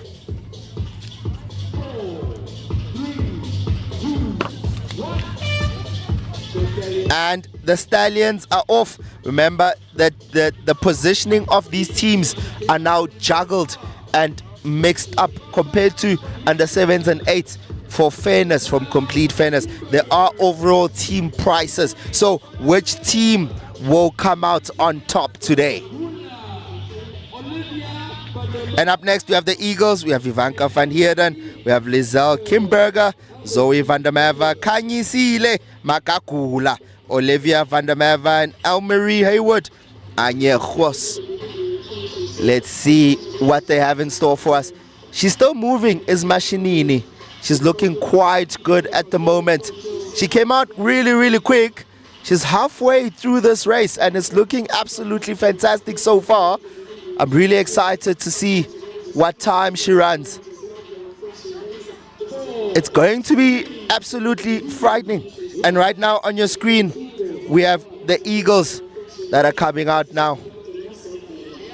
They will want to run a fast time. We saw the Eagles doing well in the younger age groups. So will they maintain it with the rest of the competition? This is where it starts to get tricky. I see she has a brilliant strategy. Perhaps the parents should move off the track so that, oh, thank you, Liz, so much to the cameraman right there. Brilliant, brilliant, brilliant. But at the moment, we are hitting where it gets really tricky. Once your foot is wet and damp, it gets really heavy for the rest of the race. On your screen, we are seeing the Eagles at the moment and the Stallions coming around the corner. The Kurus are out now. With the Kurus, we have Zane Hamsia, we have Abigail Talikan, Lona Zora, Lene Nell, Maxine Mampundawana, and Rachel Stradom. And the last team, the Kurus, are out in the age groups under 10 and 11. It is going to be electric, and I cannot wait. As you can see and feel through the stream, my energy levels are rising as each race passes, because we have to peak at the right time. Obviously, by the time those under 19 races take place, you want to feel some sort of dopamine rush, because that's what we are here for. It is a sprint event. It is explosive. We are here to have as much fun as possible. It is sunny. The weather gods have forgiven us. The field is getting dry now, which it will be a relief for some of the athletes. But that puddle is starting to get drier and drier as the morning goes through. We just have a few parents on the course, but so excuse us for that. We will make sure that we just move them off the way. So as they go around the jungle gym there, it goes downhill. So that is where you want to catch a bit of speed and eat up some time. At the finish line, the Mavericks and the Pythons are finishing now. They are reaching the conclusion. It is 6:15 at the moment is the time. We are using electronic timing system, so it will be fair. I'm very excited to see who are the overall champions of this age group. Right now on the screen, you are seeing some Eagles and Kurus athletes. They started their race not so long ago, but it does not mean that they are lost, ladies and gentlemen. It is a time trial, so therefore, whether you start at the end or at the beginning, the time starts only when you come out of the start line, and it stops when you cross the finish line. In this age group, you are starting to see faster pace judgment, smarter surges, and stronger finishing kicks. Do not underestimate this age group. The intensity can be incredibly high, as we've seen. There are a couple of athletes who are crying at the moment. Perhaps they also don't understand how it works. So during the opening 200 meters, you want to come out quite, I'd say, sub-max speed, because you want to establish yourself and catch rhythm. As you see the conclusion of these athletes, these young, brilliant athletes, they are moving with purpose around the course. And notice how the leaders fought hard for their positioning, for their time. In sprint cross country, taking efficient lines through corners can save precious energy. Like I said earlier, there are certain corners there where if you just hit around the bend on the far side, you can come out in a slingshot and get some pace going into the straight. But I'm wondering if some of the coaches have seen that, because I haven't seen any athletes utilize that so far. It is a mentally breaking event, but it is fun. That's what it's about here. Just being here with your family and friends, cheering your family on, cheering your friends on, cheering your teammates on, and coming out the best team overall at the end of the day. Short distance cross country is almost like a middle distance track race on grass. Fast, aggressive, and tactical. A lot of the 800-meter athletes will have an advantage in this race. Remember, in the under 10s and under 11s, in track and field, they do 1,200 meters. So this 1 kilometer won't be too much of a hindrance for them, except for the fact that there's a bit of an incline and a terrain, and it gets a little bit tricky for them because of that. But however, it has been a successful event so far. The time is sitting at 10 minutes now. We will see all the teams hitting their stride and finishing their races. This is where confidence becomes powerful, and teammates become friends, and friends become family. As you see, the rest of the athletes finishing from the Kurus, who did come out last 5 minutes later than those who started, which were the Mavericks. Oh, thank you.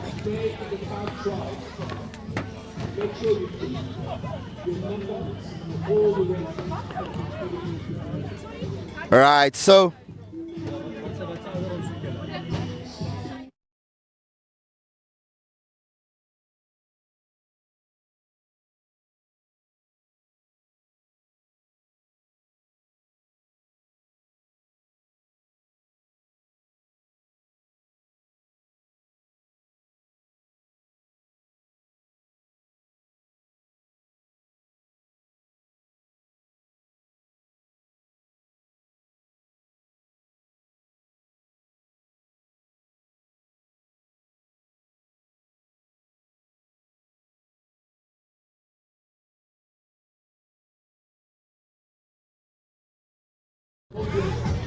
oh, what a morning, what a day, what a day. If you are just joining us, welcome South Africa. We are in Gauteng, Benoni at Pinnacle College, Rynfield. We are in the East Rand, the home of cross country in this country. A lot of the dominant cross country athletes around South Africa come from the east of Johannesburg. Of Gauteng rather, let me just say that. But today we have the best of Gauteng competing in this league. And right on your screen, thank you to Pinnacle College, Rynfield. They have their open day coming up on the 12th of September. They are incredible hosts and lovely facilities. It has been a sunny morning so far today. We have seen some incredible running in the under 7s and the under 8s. I did speak about the results earlier, but I will go through them a bit later with you as well.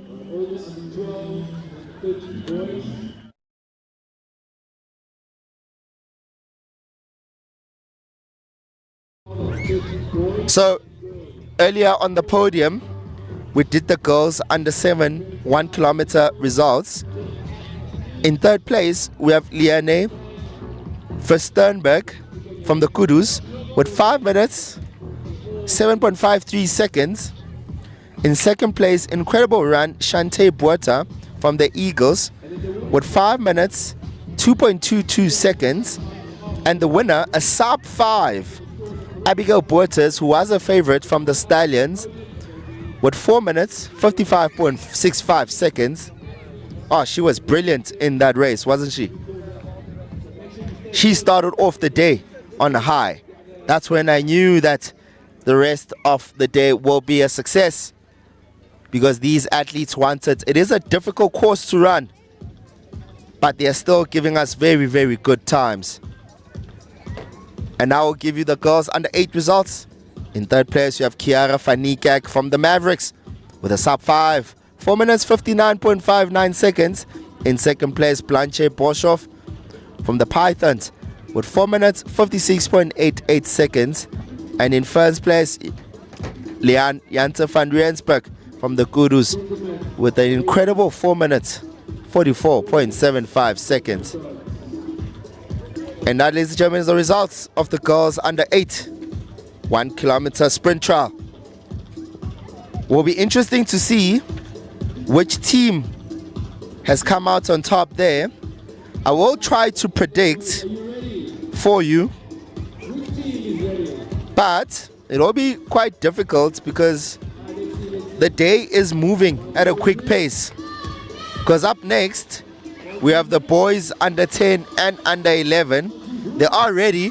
The boys are fired up. They're chanting there at the core room. The parents are nervous. Camera phones are out.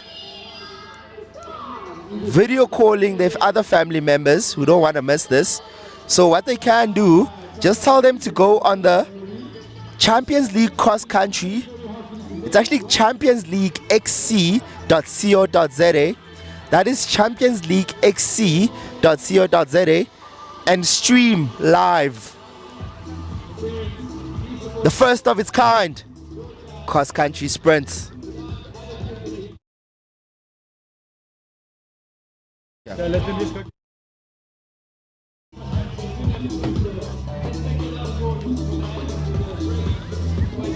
Incredible work by our camera crew here today, getting us all the visions and all the angles. Thank you to all the technical officials as well, and the staff and the volunteers that have been here with us. Without everyone's involvement, all of this is not possible.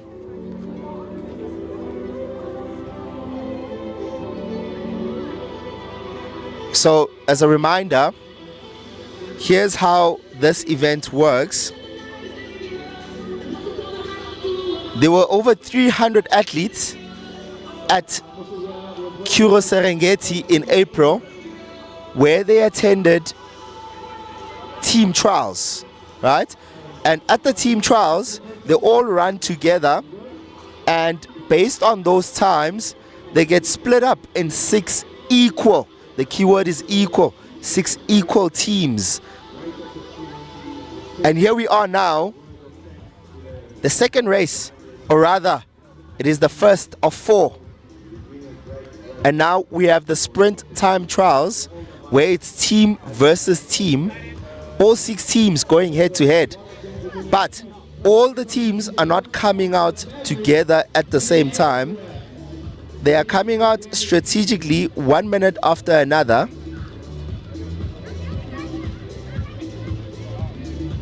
The order gets shuffled per age group, so it's not the same order every time, for fairness. As you'll see in the boys under 10 and 11, we are starting with the Mavericks. And then 1 minute later, we have the Pythons. 1 minute after that, we'll have the Rhinos. 1 minute after that, the Stallions. And then 1 minute after that, the Eagles. And then finally, 5 minutes after the first team will be the Kurus. The Bucks. Buku Bucks.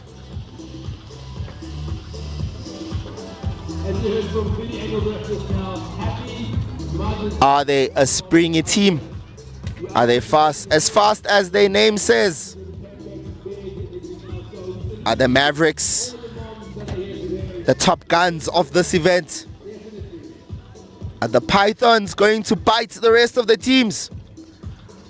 Will the Rhinos stake their claim and put horns on their competitors? Or will the Stallions gallop over their rivals? Will the Eagles fly to the top?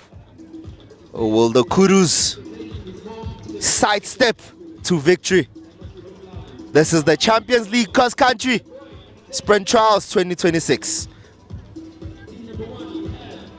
And in team number 1, the Mavericks, we have Moteo Mokohlwane, Liam Foslo, Jon van Niekerk, AJ van Jansveld, Ethan Harding.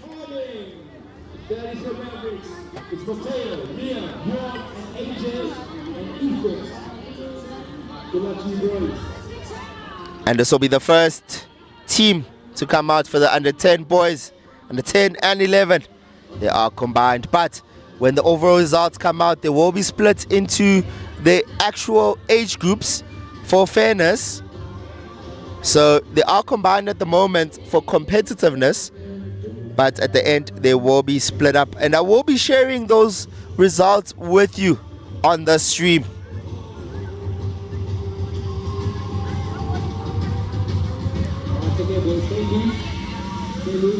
We're about to start at any moment. What kind of time are we looking for here? Will we get a sub 4 minutes? That will be interesting to see. But I think to win this, you have to at least be running a 4:10. The boys are ready. These are prominent 1,200 athletes. Remember, the boys have to go. There's a bit of a hesitation there. Will it cost them regarding time-wise as a team? There was so much uncertainty for these boys. I hope that does not come to bite them. Up next, we have Team 2. We have the Pythons. We have Nolan Kotia. We have Jaden Henning. We have Jorg Swanepoel, Ryder Sham, Libone Masuku. Looks like a well-balanced team. Some very good athletes from the first meet there. So there will be contenders shortly. Surely. This is the very competitive age group category. You'll see the times will be very, very close when determining the top 3. The Pythons will get underway. The Pythons are underway now. It is a conservative start. Masuku looks to have a great stride in him.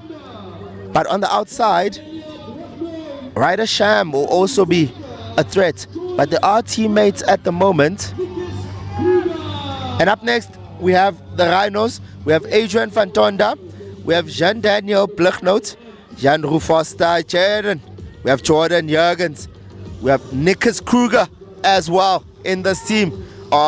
This is a special team as well. The Rhinos. Will we finally see a Rhino victory here this morning?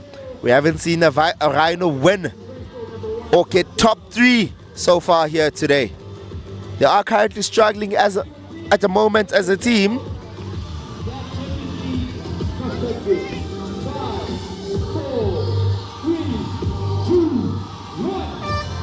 And the Rhinos are out.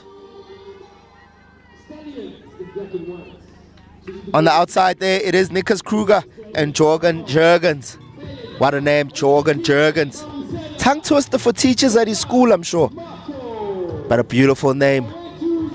And up next, we have the Galloping Stallions. We have Ontatile Mabusela. What an athlete that young man is. We have Bokang Mako. Olwetu Sikosana. Joyan Deyaga was also fantastic in the cross country of Grayson Leveland. A wonderful name in the middle distance events. There are a few Levelands that I've seen in track and field that have had fantastic seasons so far. I wonder if they are related. Oh, great strategy from the young man to go around the puddle and not in it. And then he didn't see, his own teammate did not see that. Perhaps that is a brilliant strategy that everyone needs to utilize. And the Stallions are now galloping, they're underway. And up next, we will have the Eagles. Let's see if the rest of his teammates will they get straight into the paddle or will they go around? And it does go around. Good job, young man. Good job, good strategy, good strategy. And up next we have the Eagles. We have Bjorn Boerters. We have Jean-Andre Theron. We have Leon Meritz. We have Alexandra John Combrick. We have Iaga Murray. This is the Eagles team. There's 5 of them so far. Out of the 5, who will come out on top? Will they have anyone who will be in the top 3?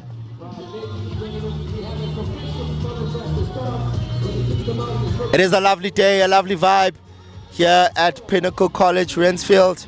Come join us here in Benoni. And the Eagles are underway. The Eagles are underway now. A very quick first 80 meters.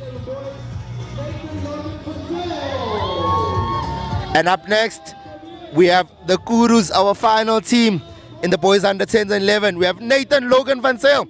We'll have Aladas De Beer. We have Alexandra Pop. We have Kaylin Komhut. We have Andre Ambrose. We saw yesterday Ambrose Papier was fantastic for the Bulls. Can Andre Ambrose replicate his performance in the cross country?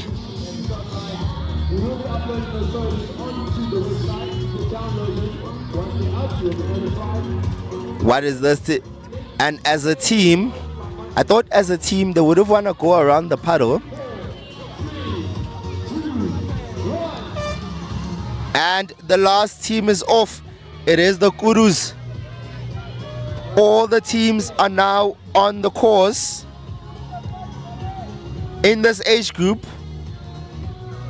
The athletes start to train a bit more seriously and understanding race tactics much better.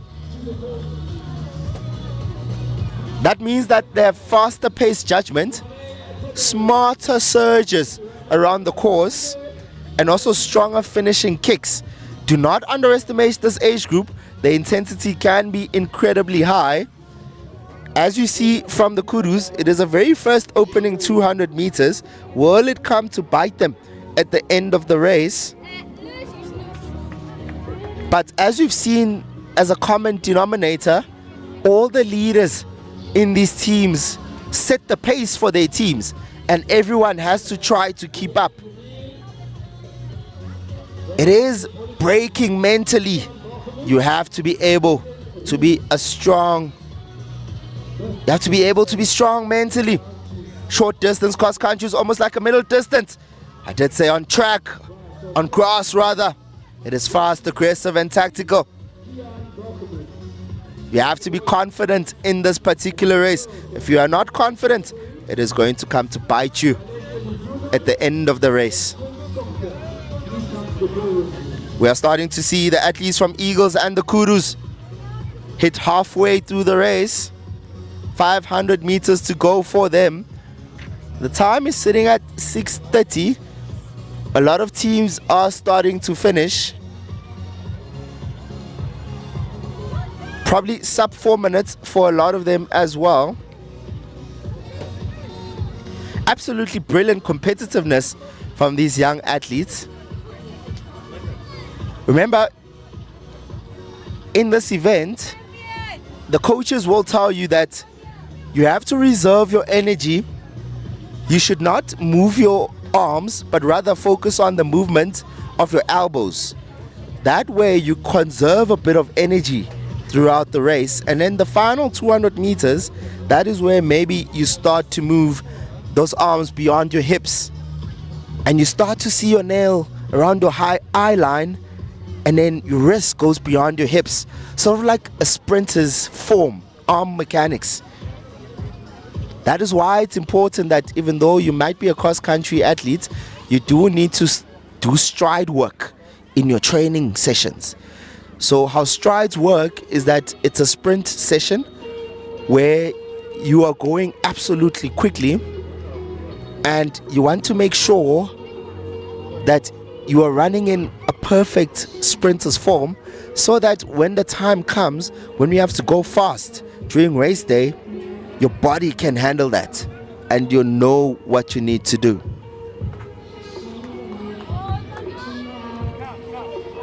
Oh, what an incredible day of cross-country sprints. What a battle. True grit and competitiveness. We are now starting to reach the conclusion of the under 10 and under 11 age group. It was exciting, quite interesting to see that a lot of our athletes are running a good time actually. So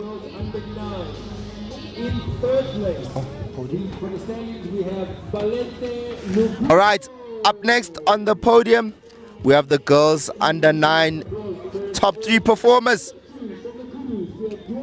In third place we have Mbaletle Luvuno from the Stallions in the girls under 9. From the Rhinos,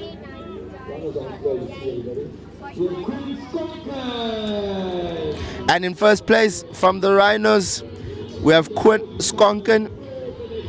Incredible running by this young lady. She gets the green socks and the bragging rights for the rest of the season. So on the next race she has to wear those socks. She'll be easily identifiable.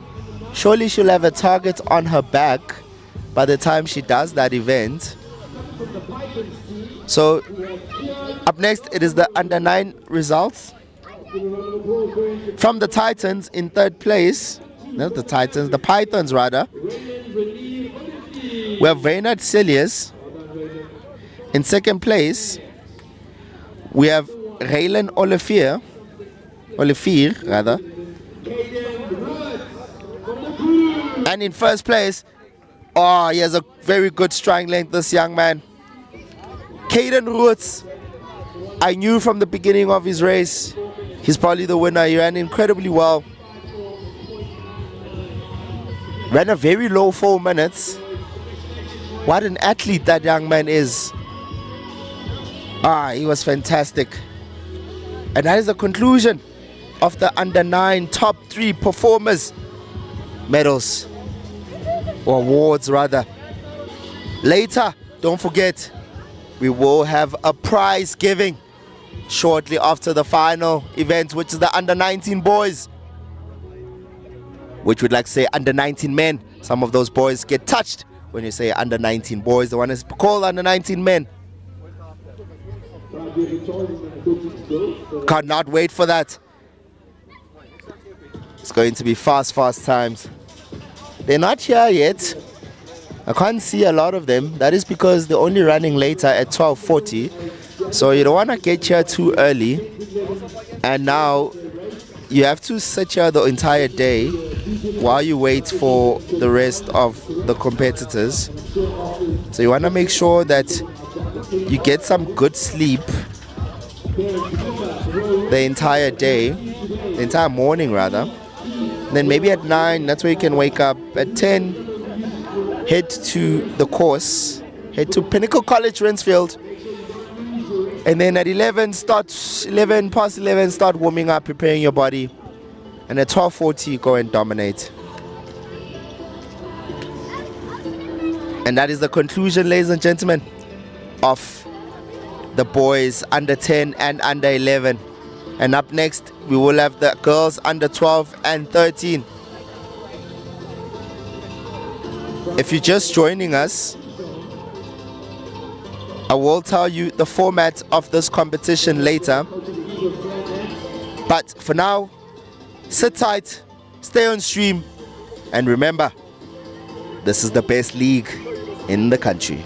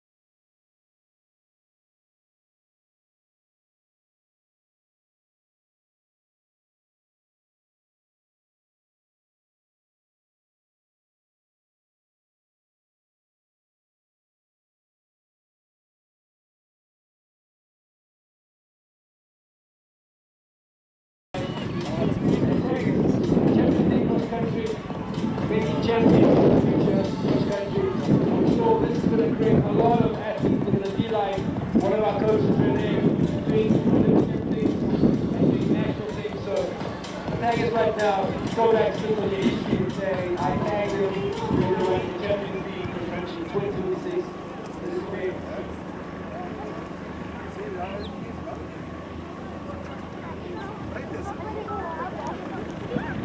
Alexia Officer, if you are here, please come through.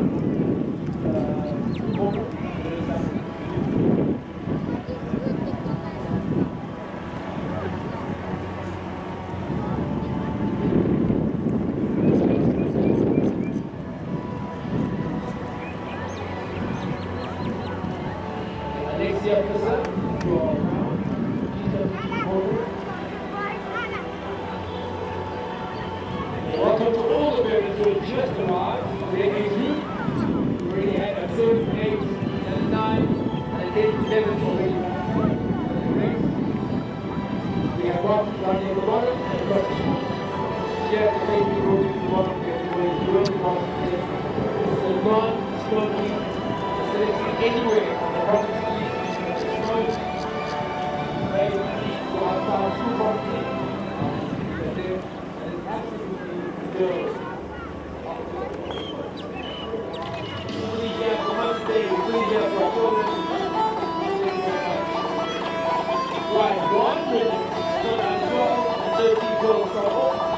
I'll be putting them out, introducing them, putting up the front, so there's no fishy, really starting, special ones over the line and all this. I look for you, upload on the website, download, so enjoy this moment, enjoy your kids, support everyone on today. Ladies and gentlemen,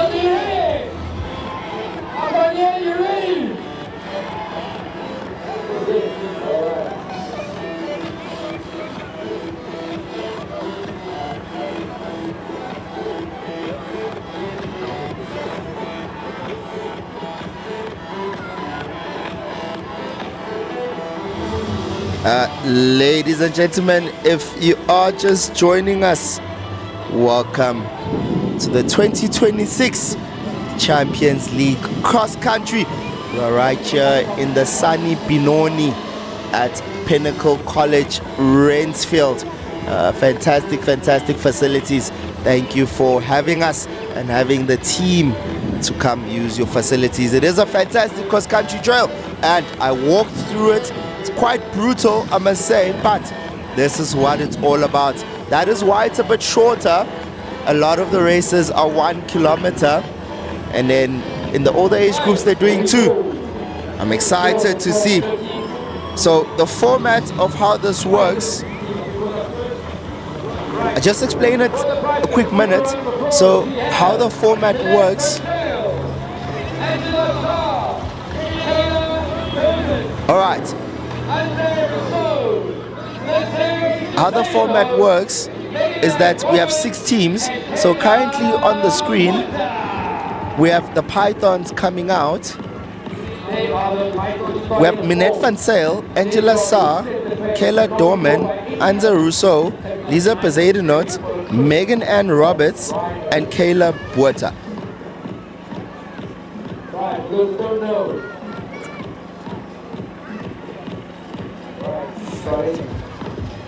Okay, so how it works is that we had team trials at Kuro Serengeti in April, where we have over 300 athletes trying to make the team. And then based on those times, we split the athletes up into 6 different teams in 6 different age groups, and the teams are split up evenly to make sure that it is a bit balanced. So today are sprint time trials, so it is shorter distances. That is why you'll see that a lot of the age groups are going only 1 kilometer, but when we get to the under 14s and 15s, they are going 2 kilometers, and the 16s to 19s are also going 2 kilometers. So the question is, will that favor the 800 meter track and field athletes, or will the 3,000 meter specialists or the cross country specialists use their endurance to make sure that they make up for their lack of speed, rather?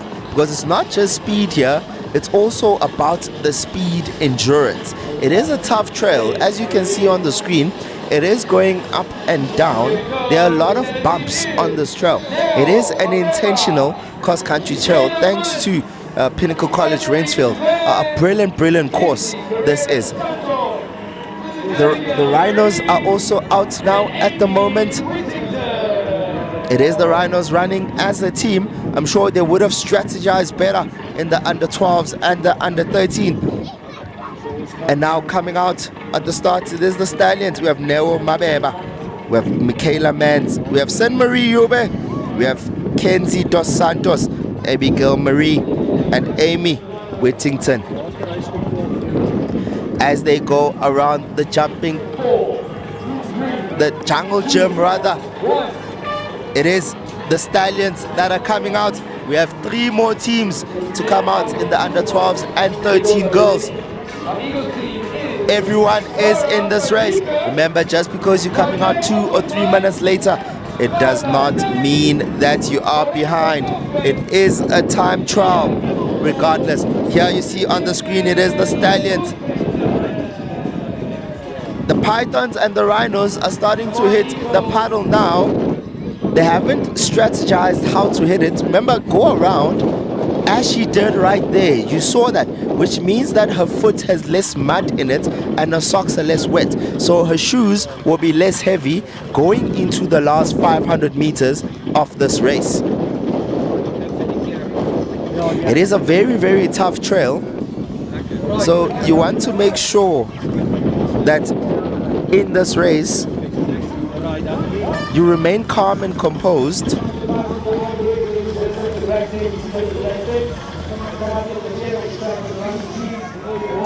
The Eagles are now out. In the Eagles, we have Zara van Niekerk, we have Marley Opperman, we have Carla Steen, Marie van Skalbeek, Mia Engeltrop, and Liam Esterhazen.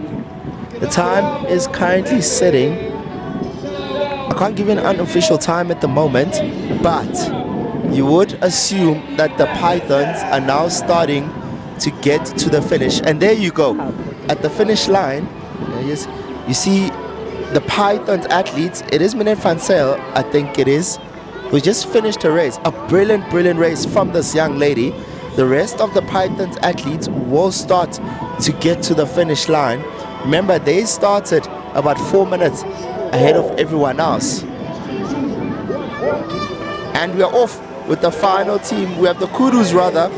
We have Kaylee Janssen van Vieren, Ansel Homan, Zante Falloon, Kirabo Mirembe, Giselle Merrifield, Katie Swanepoel, Ashley Metterson,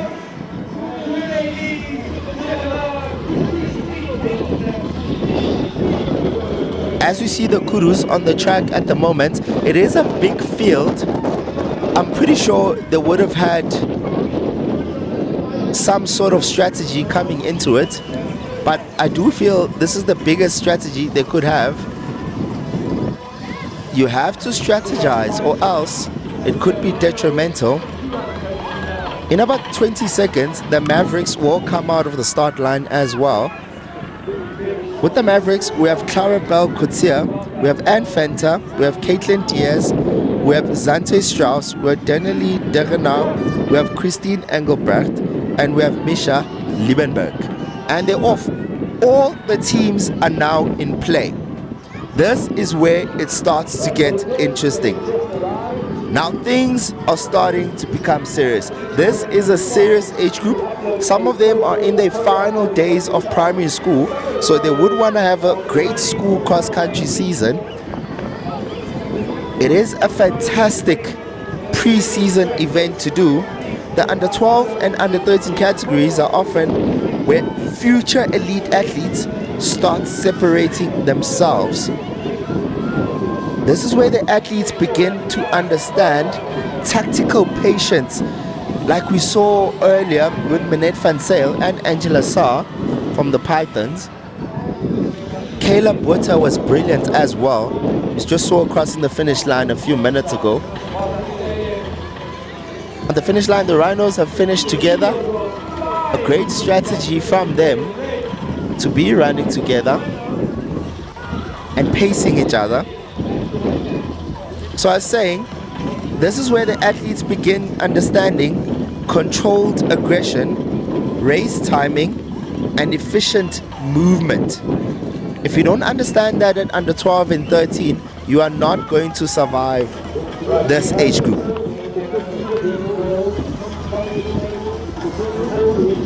This has been an extremely fast race. It probably will be our fastest race so far here today. It will be interesting to see who are the winners overall for us.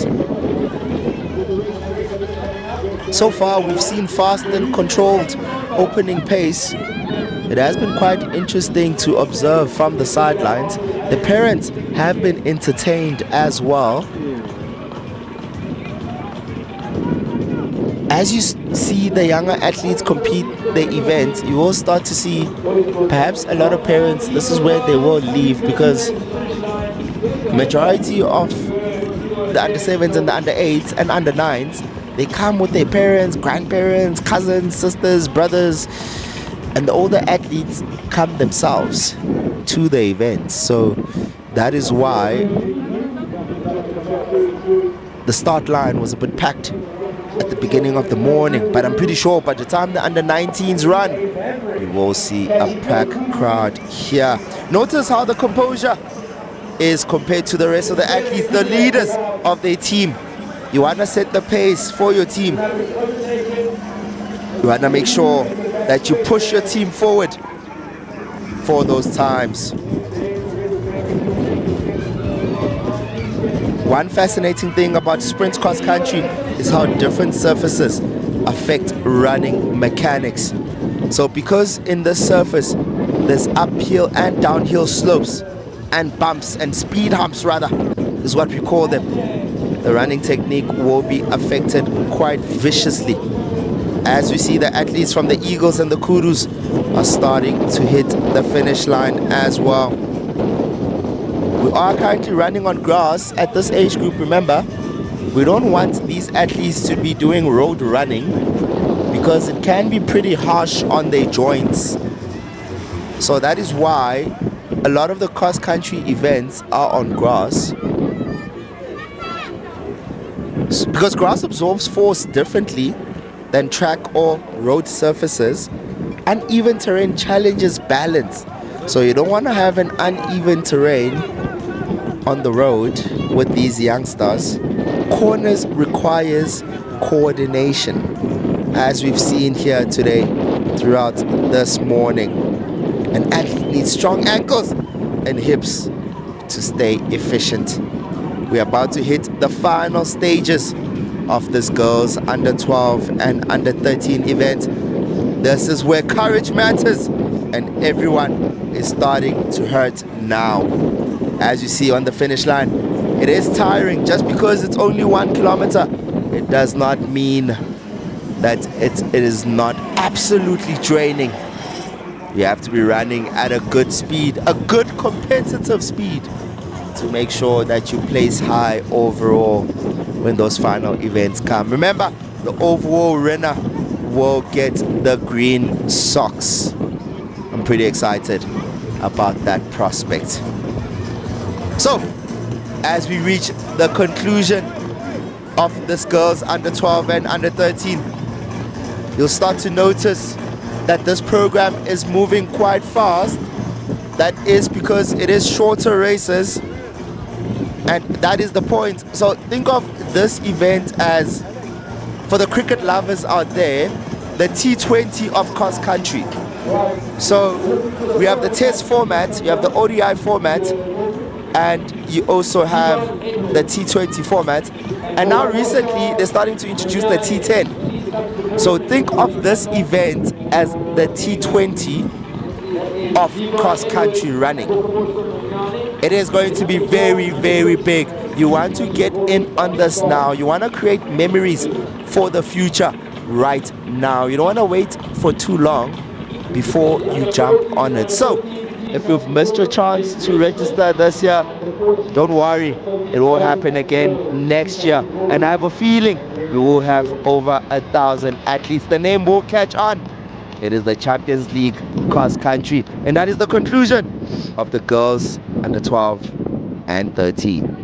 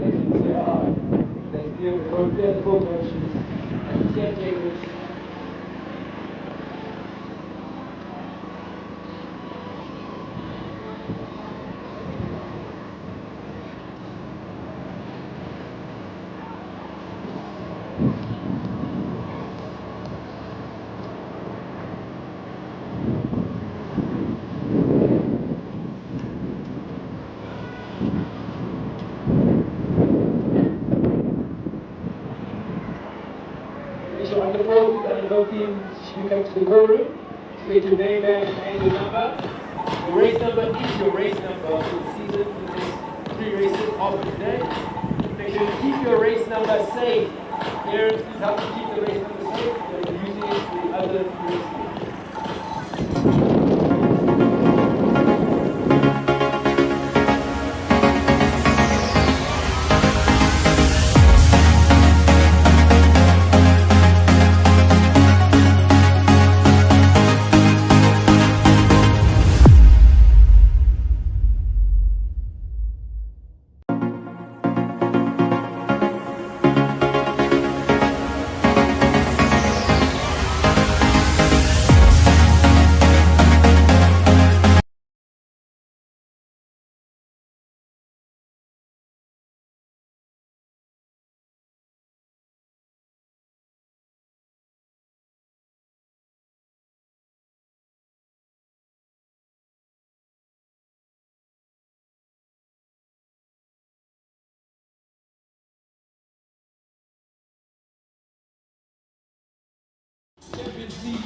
All right, ladies and gentlemen, if you're just joining us, welcome back to the Champions League cross country.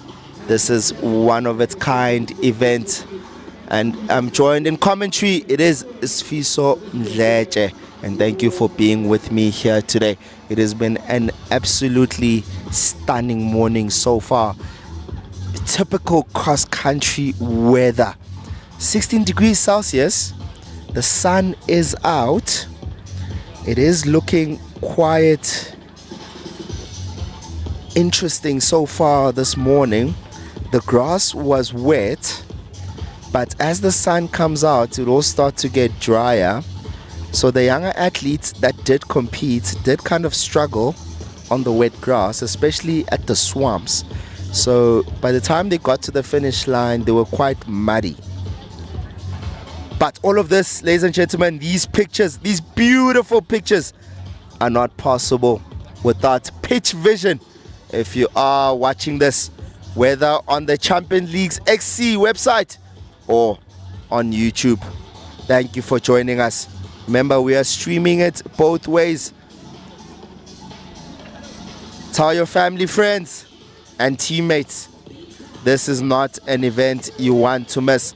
So hopefully next year, a lot of athletes do enter this particular event. Thank you to Pinnacle College, Rynfield. We are out here in Benoni. They have an open day coming on the 12th of September. Right here in the East Rand, the home of cross-country running. If anyone disagrees, come to Benoni and fight me about it. The East Rand has dominated cross-country events around Gauteng and particularly around the country as well. A lot of South African cross-country runners and marathon runners do come from the East Rand. But up next on the course, we have the boys 12 and 13. It is about to get electric. The first team that's about to run the course, it is Pythons. We have Mikhail Bezeko, we have Eric Meyer, Dylan De Meyer, Caleb Roberts, and Tian van Eeren. We are missing one athlete in this one. So it's going to be extremely important that these athletes do make sure that they cover for the missing athlete, especially if it was their best athlete. That is where you want to make sure that you do your best. Okay, up next it is the Rhinos. We have Anro Gauss, we have Jaco van Weegart, we have Adrian Els, we have Altus Boerta. That is the Rhinos team. Ladies and gentlemen, looks like we are missing one athlete there as well. But on your screen, it is the Pythons in your blue, the light blue. They have been performing exceptionally well across all age groups so far. What a team it has been. What a day. What a morning. And we are off. It is the Rhinos. A bit of a false start there by Iako, but I'm pretty sure they will let it go a bit. It won't really hinder much of the time. We will move on. Brilliant kits, by the way. A big compliment to the designers of these vests. They look absolutely stunning. Quite interesting to see. I'm interested to see who designed them. And up next we have the Stallions. We have Liam Brown, Liseri Mahapa, Makoto, Mulalo, Liam James Brown, Divin Edwards.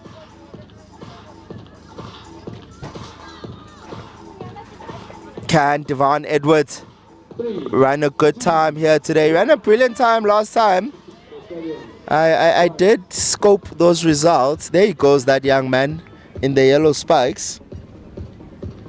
Will he get challenged by his own teammates, Liseri and Mulalo? They've also been brilliant. They also ran incredibly well last week.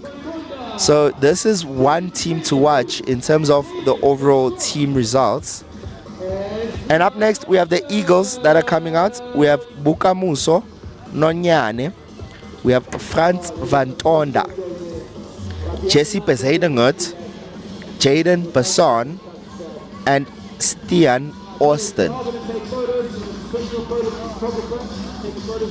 So if you are free at the moment and you don't have plans this Sunday morning, a beautiful Sunday morning, head over to Benoni. We have the incredible Champions League cross country. The Eagles are underway as well, ladies and gentlemen. Bukamuso is not here in this team. Will it hinder his team performances?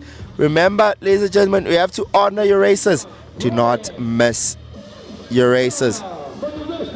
On your screen, you see the Eagles. It is Stian Austin who's out in a flyer. The time is 3:20 at the moment. So, up next, we have the Kudus that are about to come from the start line. We have Christian Ryan. We have Frana van der Westhuizen, Connor Harris. We have Zadre Muller and Zander Diedfricks. A nice and strong team, a well-balanced team are the Kudus. Can they sidestep their way to victory? At 3:45, we have some athletes that have finished already from the Pythons.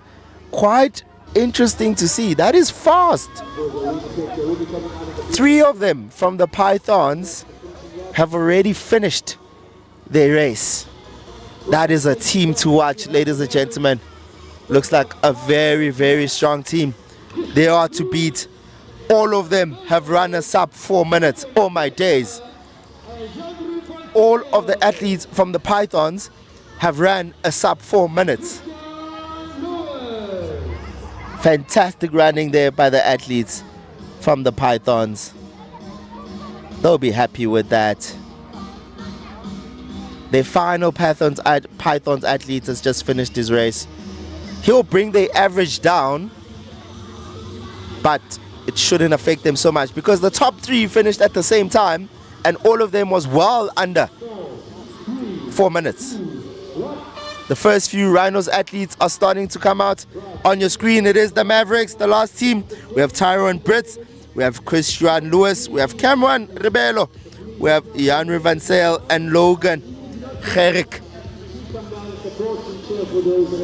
They will wanna have quite a fast 200 meters, first 200 meters.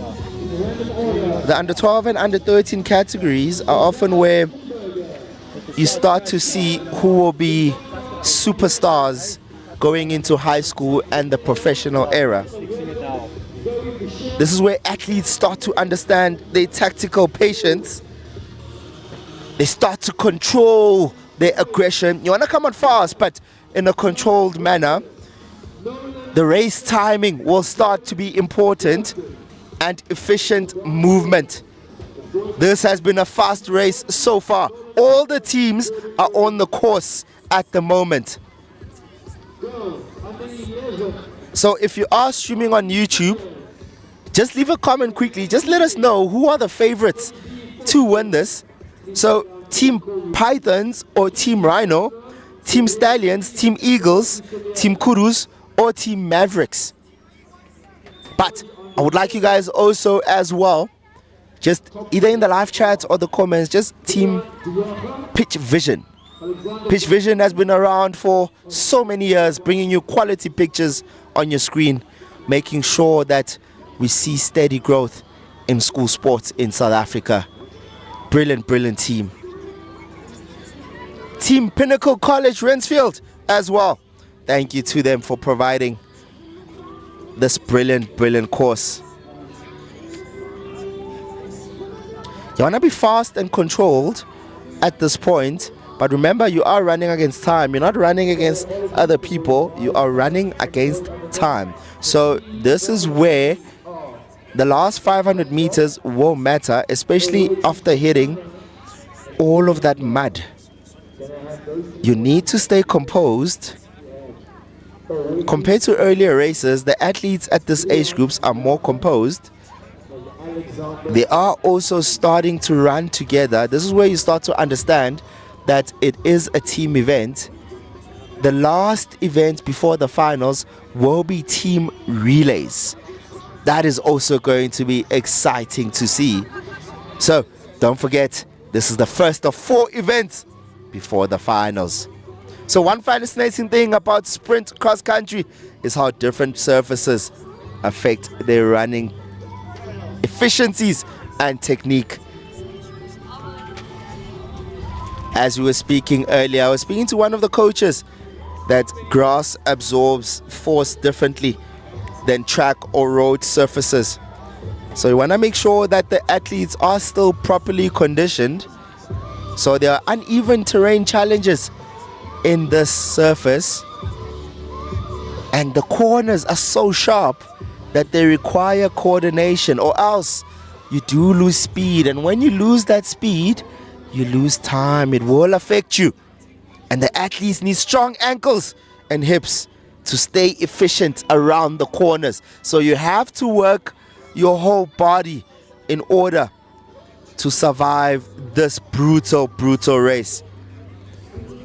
So in conclusion, as we reach the end of the boys 12 and 13, just want to remind everyone that this is where courage matters. This is where we see the brave athletes in this country. Because everything starts to hurt, but champions keep driving. This is the Champions League. We're about to reach the conclusion of the boys 12 and 13. The final athletes are about to pass the finish line. You'll start to see the Kudus and the Mavericks conclude their race. So although they're only finishing now, remember, it does not mean that these athletes are lost. No, not at all. They are running for time and competing for time. So, as we've reached the conclusion of the boys 12 and 13, stay tuned, because right now on camera we have the medals for the top 3 athletes for the girls under 10 rather, that happened earlier today, but 30 minutes ago. It was a fantastic race. Thank you to the team for bringing us those live visuals. Fantastic work by those under 10 girls. And up next on the podium, we have the girls under 11. It looks like the Pythons are sweeping a lot of the first places. Stallions are not doing too bad either.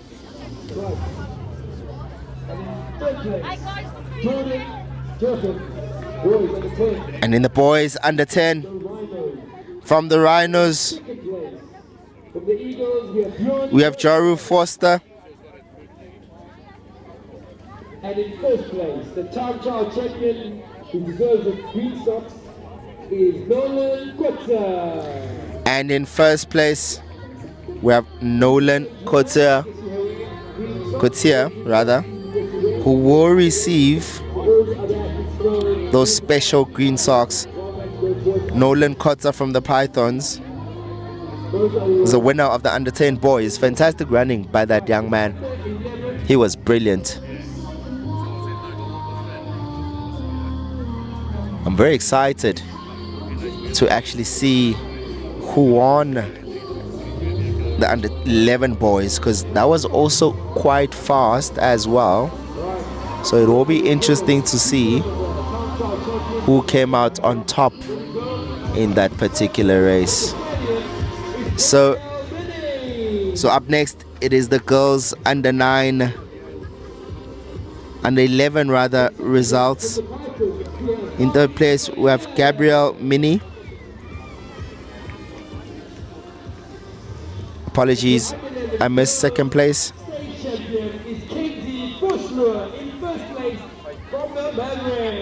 And in first place, we have Kenzie Foslow from the Mavericks. A brilliant win for the Mavericks. I think that is their second victory of this morning. That will surely be crucial come overall points time. Up next, we have the boys under 11. In third place, on the standings, we have Always Kosana. Oletus Kosana in third place, boys under 11. From the Crews, in second place, with Alexander Bob. In second place, we have Alexandra Bob from the Kudus. The champion of this stage, Kamcha, is Brian Diaka. And the champion for the boys under 11, it is no doubt other than that incredible young man. It is Liam Fosler. He's a fantastic athlete right there.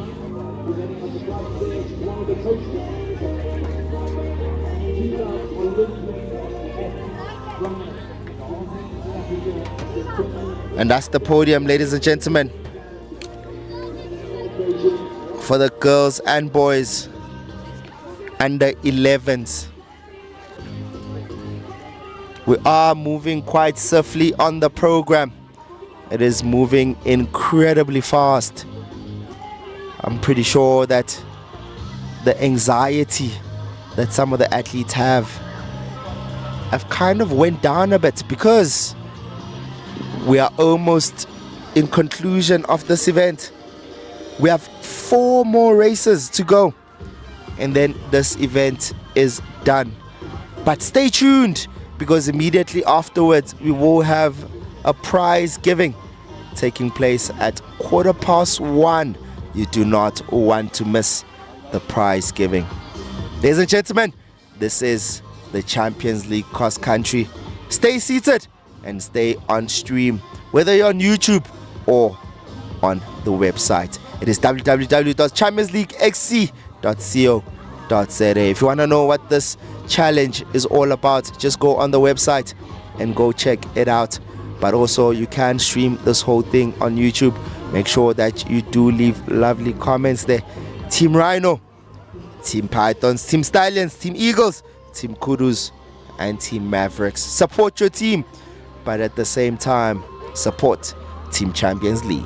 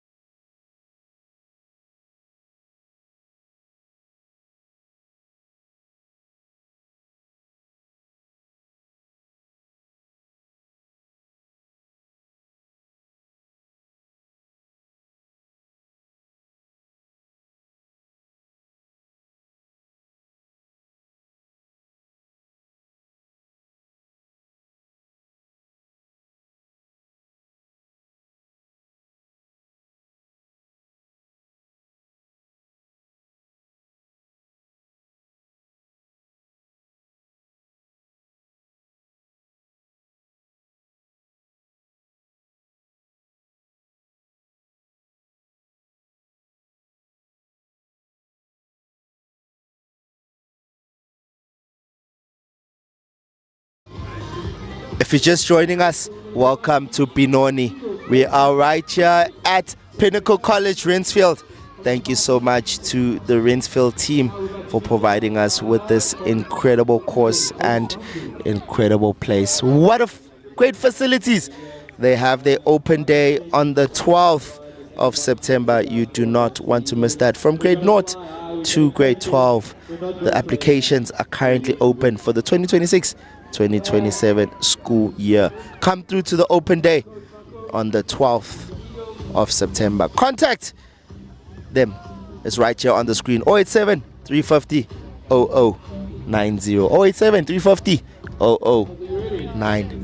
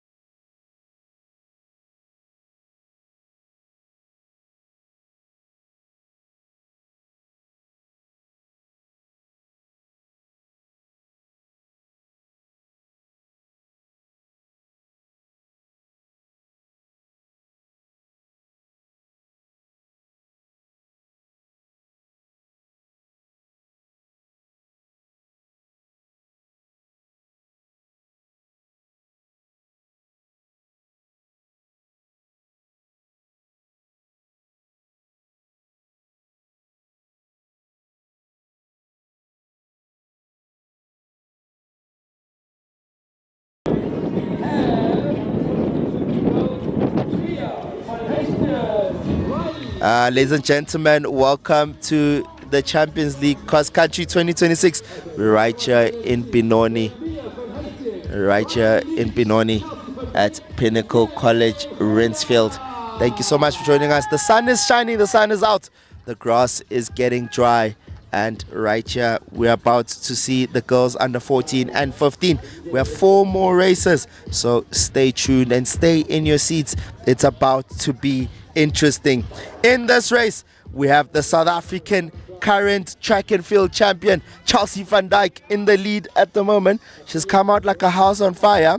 We also have Leanne Grobler, Riley Leach, and Mia van Hesten. But watch out there for Chelsea van Dijk. She is currently the South African champion in the 1,500 and the 3,000 in the girls under 15. So it is going to be interesting how much she runs here today. I've never seen her run cross country before, to be honest. So it is going to be quite interesting to see what time she does run. And up next, it is the Stallions. We have Melanie Mens, we have Lisa van Jansveld, we have Cara Boytel, we have Hayley Foster. An incredible team as well. But on your screen at the moment, you still have the Rhinos currently. It is in the front there. Chelsea van Dijk leading her team, followed by Leanne Grobler. The Stallions are out. Can they gallop to the front of the pack? They will be chasing those Rhinos. Typically, Rhinos don't run fast, but not the Rhinos that are here today. They are fierce and they want to win this. They want to come for the overall title. In about 30 seconds, we'll have the Eagles coming out. We have Kiara Jordan. Watch out for Kiara. Mieka Gesversten and Voma Victor and Tanishka Gefensten as well. There's 2 of them in this one who are siblings. So it is going to be interesting to see who carries who in this one. On your screen, you are seeing the Stallions at the moment. It is Melanie Mans and Hayley Foster that are currently carrying the team, but the Eagles are out as well. It is going to be quite interesting. Remember, this is where the 800-meter athletes have an advantage because they are doing 2 kilometers, ladies and gentlemen. It is not 1 kilometer. So they are doing 2 kilometers. It was 1 kilometer from under 7 to under 13. But with the high school age group, we are going 2 kilometers. Here goes Chelsea van Dijk hitting the paddle at the moment. Should have went around it so that her feet are not heavy going into the last 500 meters. But it has been a brilliant race of running so far. It is a true test of grit and speed. And up next we have the Kurus that are about to come out. We have Nairobi Fissa. We have Maris Devenaga. We have Mieka Mekichi. Looks like they are missing 1 athlete. So those 2 would have to carry. And from the Mavericks, in about 40 seconds, they're about to come out. But on your screen, you are seeing the Stallions. Apologies, not the Stallions, the Kurus rather. This is where I say don't slow down, go around the bend, go on the far side so you come out in a slingshot. Because if you take the inside, you'll have to slow down quite drastically. And that's what you don't want to do. Every second counts, especially in this age group. But up next, it is the Mavericks that are about to start. It is Hayley Evans. It is Mia de Villiers. It is Tumelo Musia. Looks like Tumelo Musia is not here at the moment. So it will just be Hayley Evans and Mia de Villiers that are going to run. The final chasing team, it is the Pythons. We have Naledi Towena. We have Soane Fanikek. We have Lisa Prinsloo and Nikita Besna.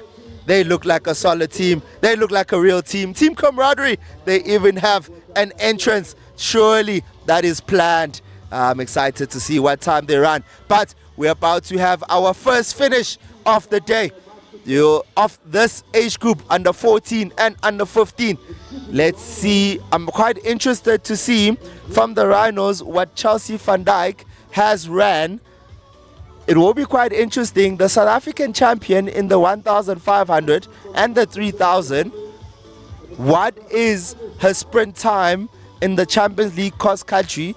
Can she carry her team to greatness? Can she carry her team to the title? But most importantly, can she win the overall best performer? Can she get the green socks?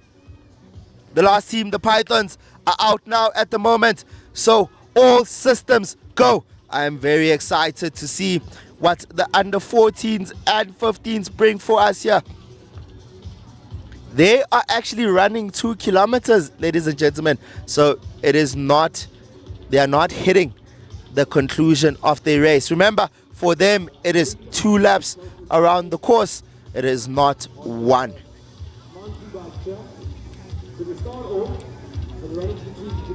It is 1 kilometer from under 7 and 8, under 9, under 10 and 11, under 12 and 13. They all ran 1 kilometer. But in the cross country, under 14s and 15s usually run 4 kilometers.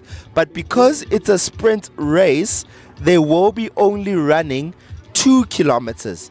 So I had an interesting conversation with a couple of parents and coaches. So there's a general feeling that the 800 meter and the 1,500 athletes will have an advantage over the cross country athletes in the sprint race, because it is a bit shorter. So then later, the boys under 14 and 15 also have a sprint as well, 2 kilometers, as well as 16 to 19. All right, like I said, it is 2 kilometers in this one. This changes everything. It is not 1 kilometer. The athletes now need real endurance, smart pacing, tactical intelligence, and strength over distance. I know that you will be tempted to come out quite fast, especially the first 2 kilometers, but you have to be patient in this race. The time is now 7:24. We have the first athletes coming through from the Rhinos. It is Chelsea Van Dijk who is carrying the Rhinos at the moment, the South African 1,500 meter champion, and 3,000 meters finishes at 7:41 unofficial time. Fantastic running by Chelsea Van Dijk. She's coming off a brilliant track and field season, just to back it off with the Champions League cross-country sprint victory. Surely that will be the fastest time in this age group, but we never know. We never know. Anything can happen. We're not sure what's happening in the middle there. Fantastic running, fantastic race. As you see the athletes hit the finish line, you will see they are quite muddy because they are hitting those puddles. There's more than one on the track. It is very wet still. Some dry patches, but there's also some wet spots as well. Brilliant, brilliant, brilliant running from the Rhinos team. But it's all about the team average. As you see, the second and the third Rhino athlete that's about to finish. The good thing about the Rhino athletes in this one is that the Stallions, who came out a minute later, did not pass them. That's what you want to target. You want to make sure that, because obviously you don't know your current time, so but you still want to make sure that you do finish ahead of the team that is starting a minute after you. As we see the last Rhino athlete that crosses the finish line. Apologies, ladies and gentlemen, that is not a Rhino athlete. It is a Stallions in the white and black that has just crossed the finish line. And the last Rhino athlete will cross the finish line. It is 2 Stallions athletes as a third Stallion athlete as well. So we have Melanie Mans, Lisa van Versveld, Cara Betel that have just finished for the Stallions. Hayley Foster will be proud of her race as well. As you see, the first Eagles athlete gets to the finish line in the red and black. This is going to be interesting to see in the overall results when they come out. Remember, it is still a team event, ladies and gentlemen. You might go for the individual title, but it is still a team event. All the teams are now out. We're about to reach the conclusion of the girls under 14 and under 15. This is where cross country becomes psychological when you get to the 3 to 4 kilometer range. Remember, in this age group, they typically do 4 kilometers, but today they are doing 2 kilometers because it is a sprint. The 800 and the 1.5 typical athletes will be advantaged a bit. So perhaps when the overall results come, you will see that the athletes that are faster in the middle distance on track and field will come out victorious here today. Remember, distance running is not just fitness. It's also about efficiency, as we see the last two Eagles athletes as they get to the finish line. They will be happy with their performance as a team overall, surely in the top 3 as well as a team.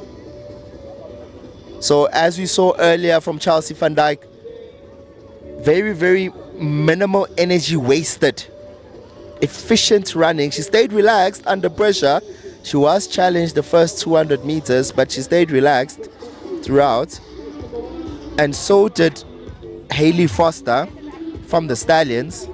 They kept their rhythm and they maintained posture when they were fatigued.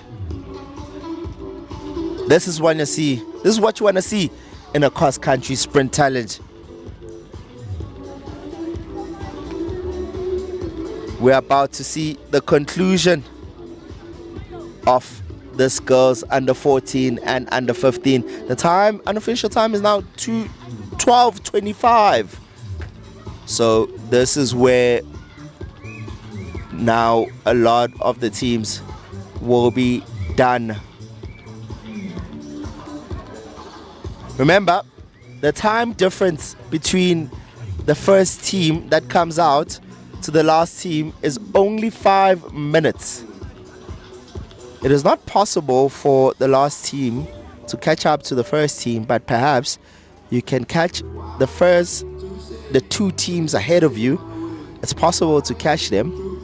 There are some brilliant athletes out there who have the ability to do that. As you see on screen, the Mavericks and the Python athletes are now starting to conclude their race as well. What a race that was. Fantastic, fantastic finish for the girls under 14 and under 15. It was exciting to see.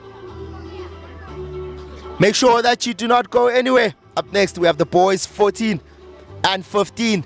We're expecting that some of them will be running close to that 6 minutes mark. You don't want to miss this. Thank you for being on stream on YouTube. Pitch Vision is the YouTube channel. Make sure that you leave a comment. Team Rhinos, Team Stallions, Team Eagles, Team Kurus, Team Mavericks, Team Pythons. Remember, it is a team sport and you want to make sure that you come out on top as a team. But there are awards as well for the best 3 performers and the best overall performers. If you are in the top 3, first place gets the green socks and you get to wear them for the rest of the season. And that, ladies and gentlemen, it is the conclusion of the girls 14 and 15. It has been an honor to be with you here this morning. Do not go anywhere as we take a little bit of a break.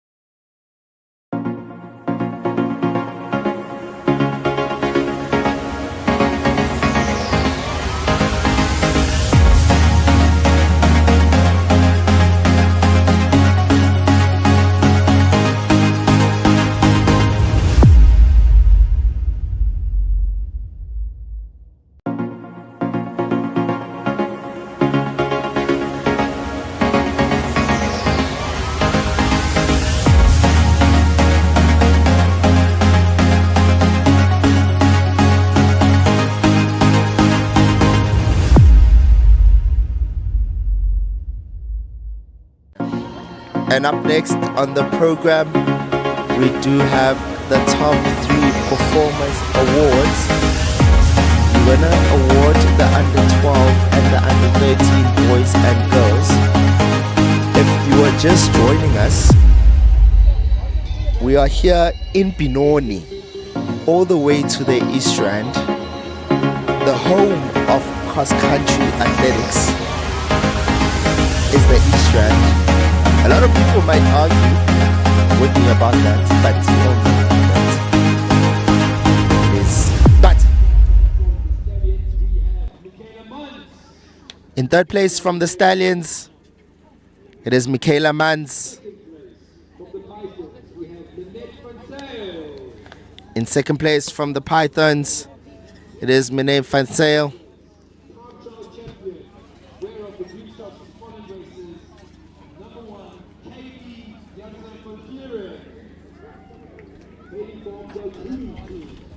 And in first place, the winner of the Green Sox, who will have the bragging rights for the rest of the season, the winner of the time trial, the girls under 12 from the Kurus, it is Kaylee Jansen van Vieren. And up next, we have the boys under 12. Tyron Brits from the Mavericks gets third.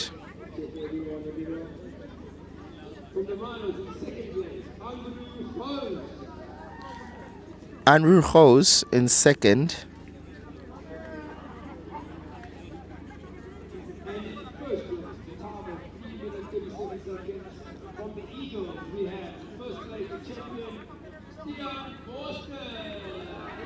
And from the Eagles, Stian Austin comes out on top as the time trials Champions League champion with a time of 3:37. Oh, fantastic running by the young man. He will be proud of that. And up next, we will have the girls under 13.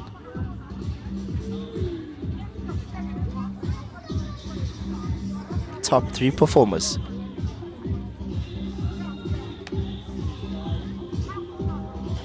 Just want to remind you how it works. So it absolutely has been a stunning morning so far. I was talking about the weather. The sun is out. The clouds are starting to come through. It has been raining over the last few days, but the weather gods have given us for today.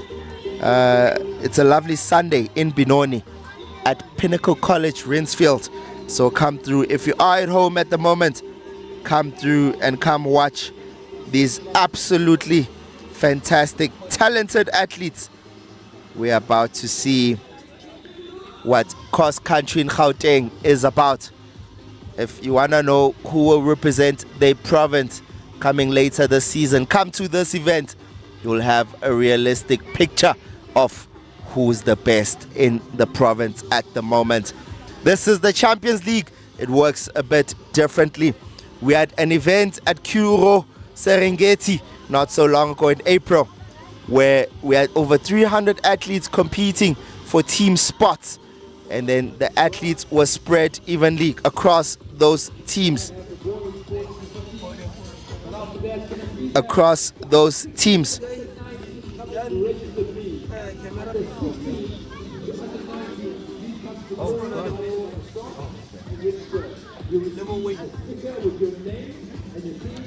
So, over 300 athletes spread across 6 teams. We have the Rhinos, the Stallions, the Pythons, the Eagles, Kurus, and the Mavericks. We've seen how the Pythons and the Rhinos have been dominating so far. This morning, they've been really, really good, but the Stallions have not been so far behind them, so as the Eagles. So it is going to be quite interesting to see what happens for the rest of the day. So we had our first event at Kuro Serengeti. Those times were used to split the athletes up into 6 different teams. The teams I just mentioned, and the teams are spread out evenly.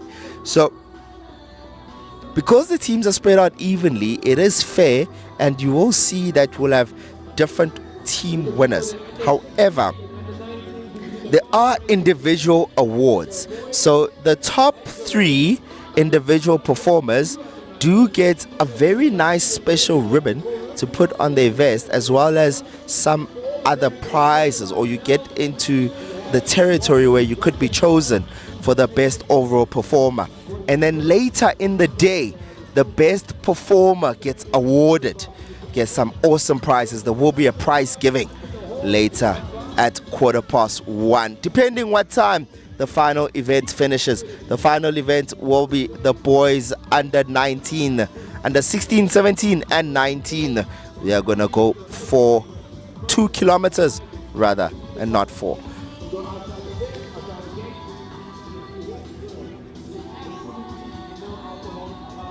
So we are here at Pinnacle College, Rynfield. It has been an absolutely stunning morning so far.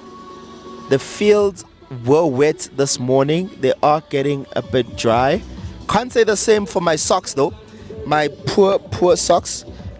It was a birthday gift from my partner for my socks, and now they are muddy. So I'm going to run away from going home this afternoon, because I'm going to get the other end of the stick. Apologies, I'm joking. Just kidding, ladies and gentlemen.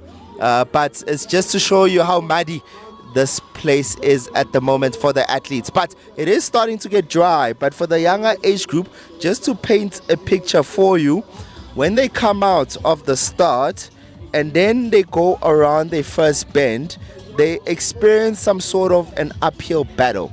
And it's an uphill battle that goes up and down the entire time, with what looks like speed bumps. So what I saw earlier is quite interesting, because I did walk the trail, and then they hit a sharp curve, but around the sharp curve on the third turn is sort of like a ramp. So if you try to envision an indoor track, how that looks like when they turn. So around a ramp that looks like that. So the athletes, some of the athletes have to slow down when they turn, when they hit the third turn. However, that's a bad strategy, because if you go out on the outside, as you come down that ramp, you come out in a slingshot and you catch a bit of speed. That, ladies and gentlemen, can be the difference between the overall best performer and second place. So you need to time it quite well. Okay, then it gets a bit harder. After that, then you experience then you have to go around a jungle gym. Then you're gonna go downhill, and that is where you need to pick up the pace a bit. However, that's the wettest part of the race. So there's a big puddle there, and a lot of athletes are hitting the puddle, and then after that their shoes get heavy, because now they're waterlogged. Their socks are wet, their shoes are wet, and it gets extremely difficult to actually run, because your feet are heavy. And at that moment, ladies and gentlemen, that is where you don't want to be, because you don't want to be in that situation, because your time starts slowing down drastically. But the race carries on. You still go on around the trail, and the rest of the trail is pretty even until you get to the finish line, to be honest. But we are here in Benoni at Pinnacle College, Rynfield, and thank you so much for everyone for being here with us this morning. It has been a fantastic day of competition so far, and if you are just joining us, I just want to remind you what you have missed. Earlier in the morning, we have the girls and boys under 7s and under 8s. We saw some ferocious running from those age groups. I cannot wait to see those young athletes in the future. As soon as that was done, we had the under 9s, girls and boys. But after the under 9s, we had the awards for the winners, top 3 for the 7s and 8s that ran earlier. After the under 9s, we have a combined race with under 10s and 11s that was dominated by the Eagles. And then later we had the 12s and 13s, boys and girls combined as well. And we have just concluded with the girls under 14 and 15. I'm seeing a spectacular crowd at the moment. The parents are here, the coaches are here, and the spectators are here to witness what cross country has to offer. It's a unique event, and I have been entertained so far here today. All the teams, they look like they were separated evenly. It looks fair at the moment. It's quite too soon to tell who will be the champions of the event.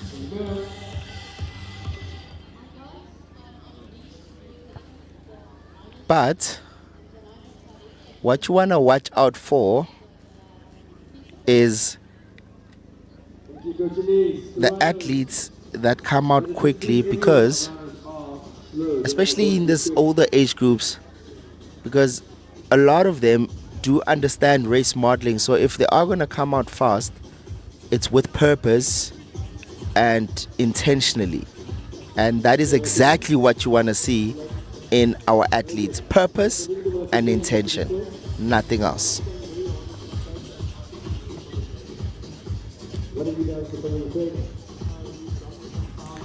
So you might have seen in the earlier races athletes coming out at various times onto the course.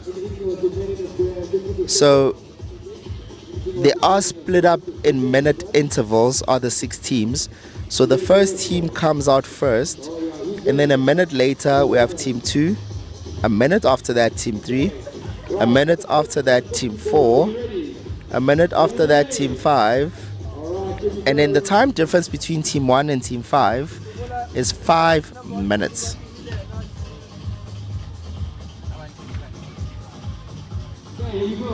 So, oh, there you go. Up next on the track, we have the boys 14 and 15. We have 3 more races to go here in this prestigious time trials. For the Rhinos, we have Logan Schultz, our fantastic track and field athletes. We have Thando Guhle Nyembe. We have Christoph Pretorius, Mpho Modisake as well. Everyone is here. We're not missing any athlete. The athletes do understand that they are running for time. And in team 2, we have the Stallions that will follow the Rhinos in about 30 seconds. We have Zandrit van der Merwe, Zihan Spegenberg, Kyle Kombrink, Jaden Luvna, and Braylon King.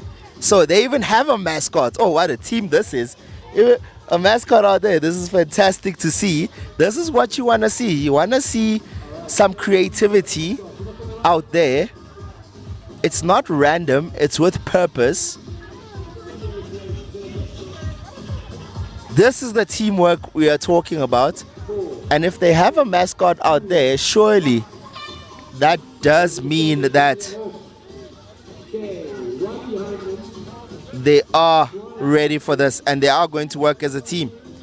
So they are off is Braylon King, and up next it is the Eagles.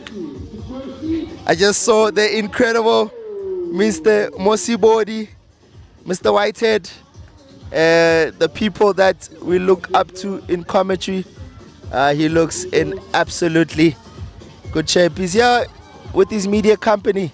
I just want to give him a massive, massive shout out. But up next we have the Eagles. We have Matthew Pitor. Apologies about this, ladies and gentlemen. I've never seen this surname before. It is Pete Rosti. Right, Matthew Pete Rosti. And then we have Aman Bota. We have Sianda Matlabane. Sianda Matlabane has had a fantastic track and field season. Has the CGA champion.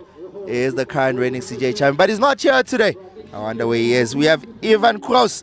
We have Luan Low as well. Some familiar names here, ladies and gentlemen, in this track and field. Up next on the track, we have Kurus. From the Kurus, we have Keen Erasmus. We have Adrian Doyle. We have Etienne Detroit. We have Miguel Murray. We have Andro van der Merwe as well.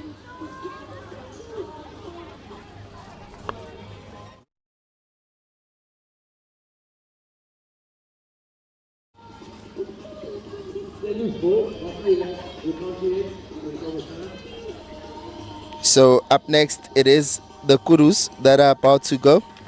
We are halfway through this race in terms of the teams coming out. There are 6 teams. 3 have come out already. We're about to see a 4th team coming out now. It is a full number. Andro van der Merwe, watch out for that young man.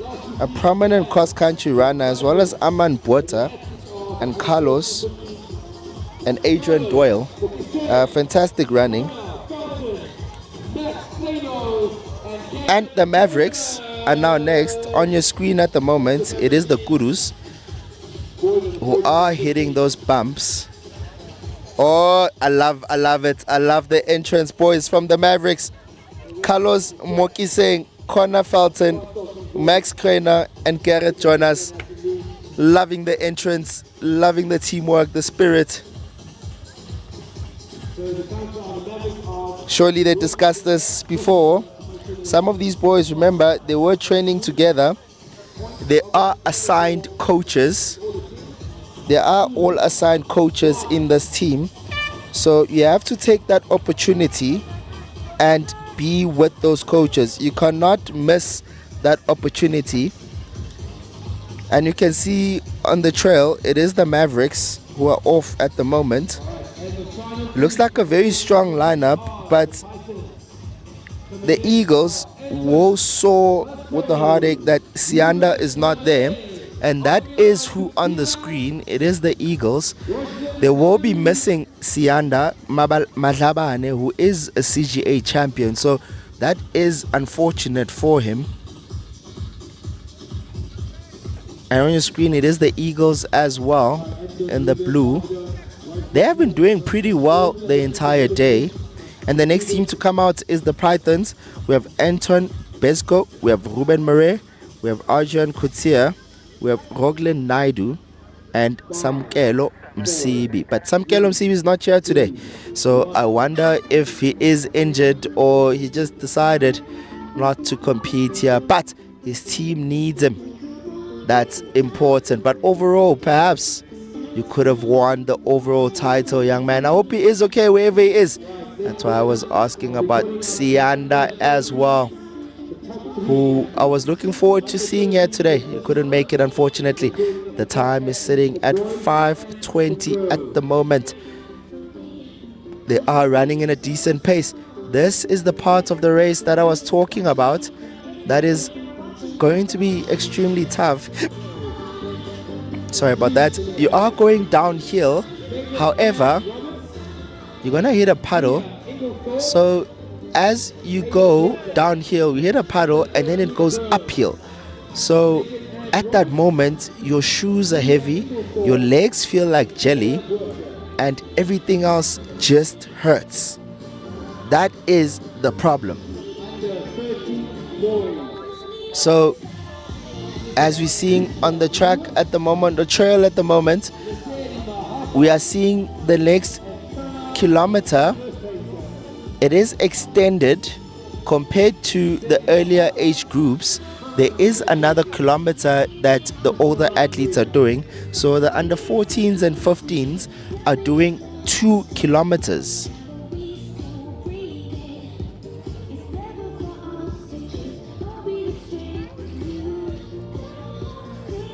I've been pretty impressed with Logan Schultz so far. I've seen him at national championships in the track and field, and now we're about to see what this young man is about. Fantastic running by Logan Schultz. He led it from the front to the end. He carried his team from the Rhinos, and he just has to hope that everyone else is not so far behind him. It's an incredible time, an unofficial time of a very, probably a sub 3 even, I would guess. So I'm really interested to see what that time was. Remember, no one wants to burn too much energy too early over this 2 kilometers. It is a different race than 4 kilometers and 1 kilometer. So you're in the middle. So this is where, and I asked a lot of questions. So in a 2 kilometer race, who is the favorite? Is it the 800 meter runner or the 3000 athlete? Who is the favorite? If you think about it, I think the 800 athlete has some sort of advantage because of their speed. But the 3000 meter athletes will definitely have a say about that. As you already saw, the special athletes have separated themselves ahead of everyone else. That young man from the Stallion completing his race as well, passing everyone else from the Rhinos. Oh, that is a fantastic running from him. And now we have the second Rhinos athlete that's finishing. It is Thando Luhlenyembe. And then we're going to have Mpho Mudisakeng as well from the Rhinos finishing his race as well.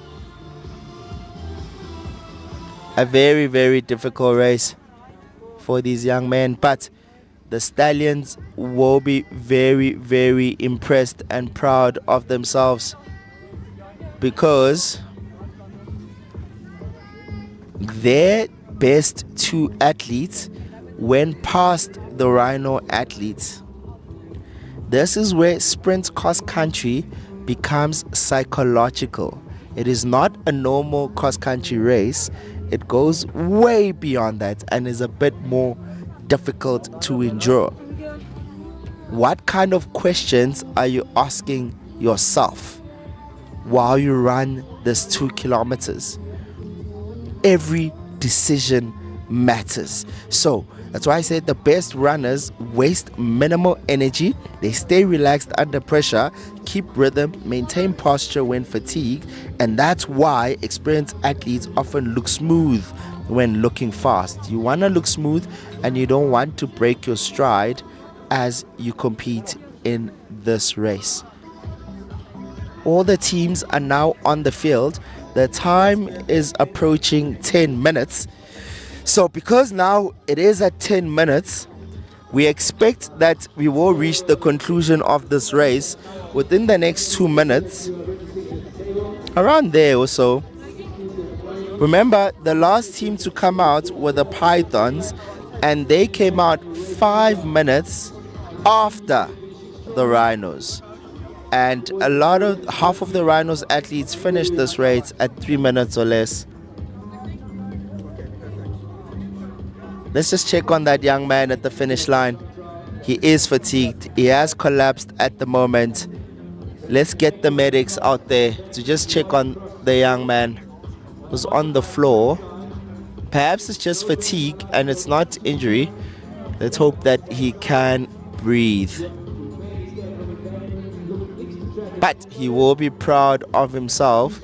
He did finish the race. It's all about time. This is it. This is the Champions League cross country. It is the sprint time trials. It is the first event of 4. The second one is the challenge. And then we conclude later in the next few weeks with the team relays.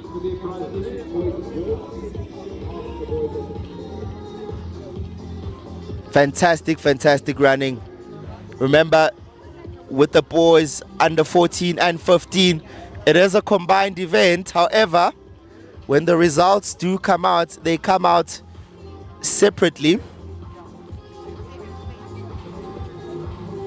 So this is where you want to make sure that you are running for time, and just because someone else came out a minute before you does not mean that overall you don't have the better time.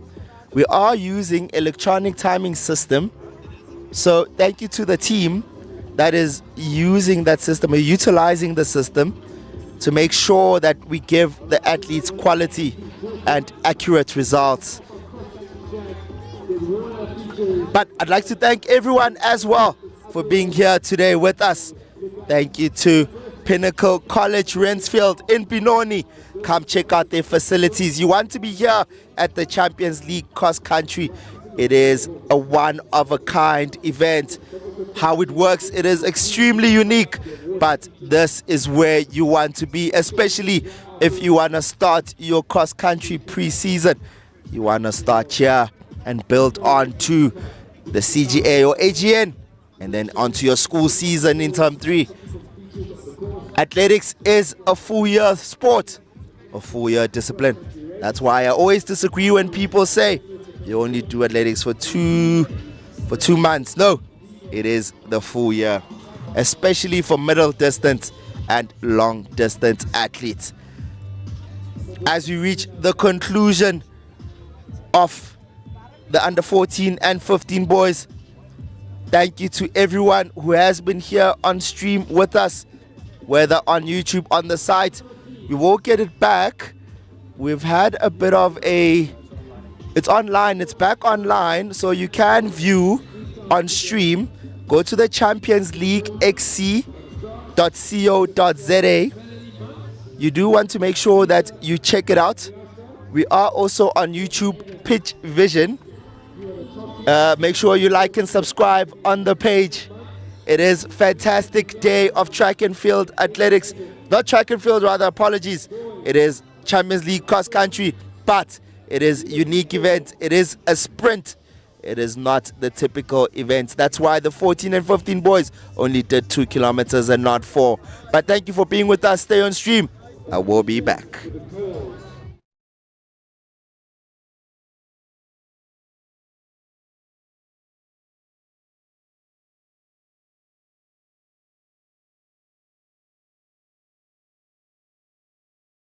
The video. But my name is Fiso Mleche. If you are just joining us, thank you for being here with us here today at the Cross Country Champions League. It has been an incredible morning so far, starting from the under 7s and the under 8s. We are here at Benoni at Pinnacle College, Rynfield. It has been a wet field so far, but it has been brilliant racing. I will be taking a bit of a break, but I will be back with the girls under 16, 17 and 19. It is a combined event. Stay on stream.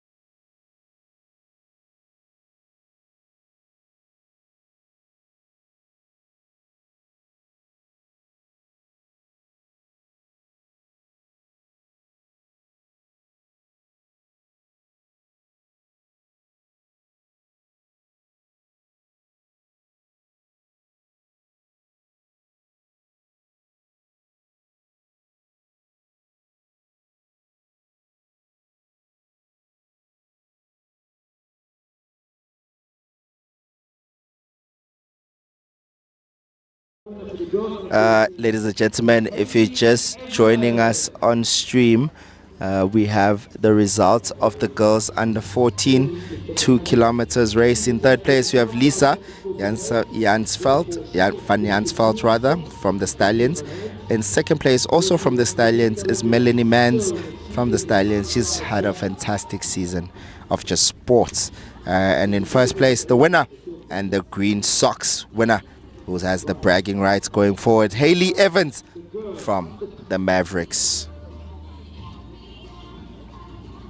And up next on the podium, it is the girls under 15 4 kilometers. But they only did 2 kilometers because it is a sprint. Their usual race or distance is 4 kilometers. But because it's a sprint trial, they only did 2 kilometers. The younger age groups were running 1 kilometer.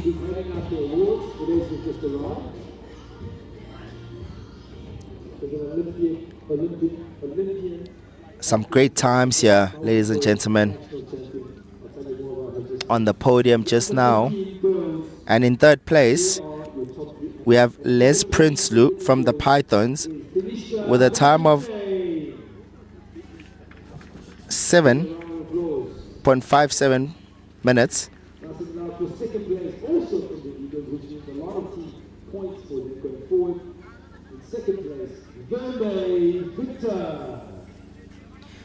It looks like the results were changed a bit. In second place, we have Lume Victor. On the official results, we had something different. However, the winner of the girls 15 sprint race, the winner of the green socks, is the South African 1.5 and 3,000 meter champion Chelsea van Dijk from the Rhinos. Great points for her team.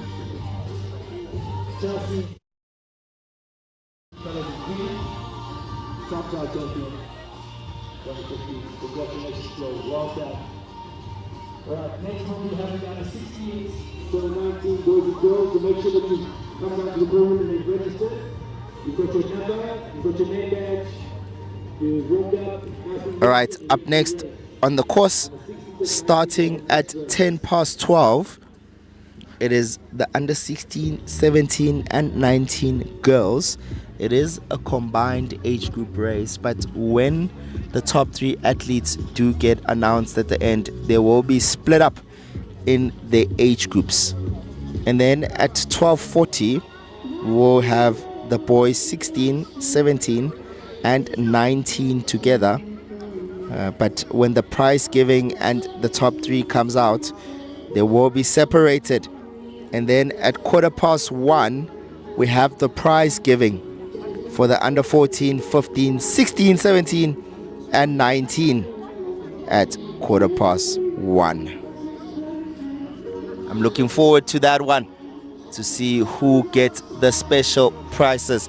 Just in case you are wondering how this event works, so it is the Champions League cross country. So how it works is that overall it is you get athletes who do normal track and field athletics. They do 3,000, 1.5, and this is where they meet the regular cross country runners, and they joined the Champions League, where there are some unique events taking place as well. So our first event was at Kuro Serengeti a few weeks ago, where the athletes rather, were competing for team spots. We have 6 teams and they were competing for 6 teams. So around the average of 4 to 5 athletes per team. And then from there, we are here today. Those teams are competing against each other, but they're not all coming out at once. They are coming out at minute intervals per team. So it's team 1 comes out first, a minute later team 2, a minute later after that team 3, and then a minute after that team 4, team 5 a minute after, and lastly 5 minutes after the first team, it is team 6. But when the results come out, it'll come out according to when you started and not necessarily the overall. So it is fair, ladies and gentlemen, and that is why it has been exciting so far. But up next on the course, we have the girls 16 to 19. So anything in between is right here. 16, 17, 18, 19. The first team to come out is the Stallions. First team to come out is the Stallions. We have Caitlin, Duke of Gordon. And then we have Bridget, Becca, and Gemma Rechel as well. Looks like we are missing 2 athletes in this one. 1 athlete rather. We're supposed to be 3. And there's only 2 coming out.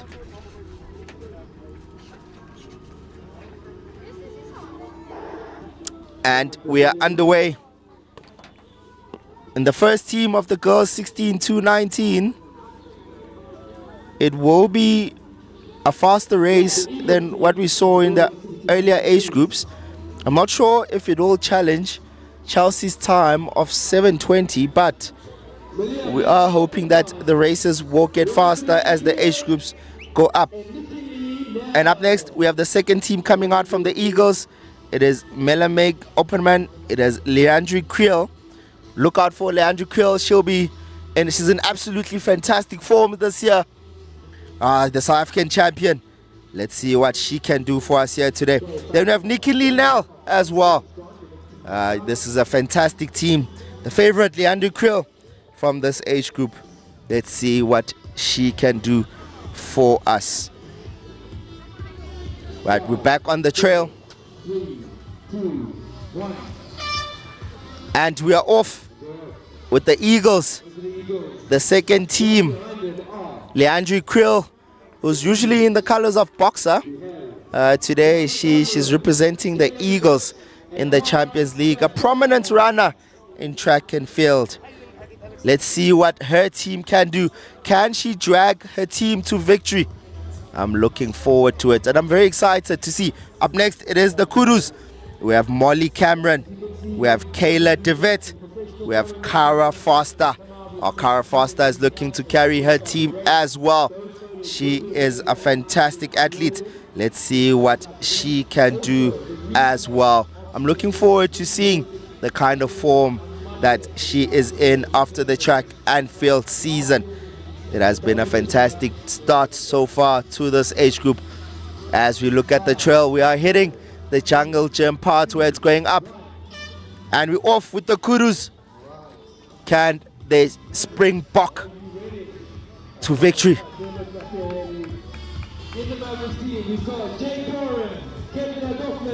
All right, up next with the Mavericks, we have Jay Doran, a prominent CGA athlete. And they dab there at the start line. Unfortunately, we missed it off the picture.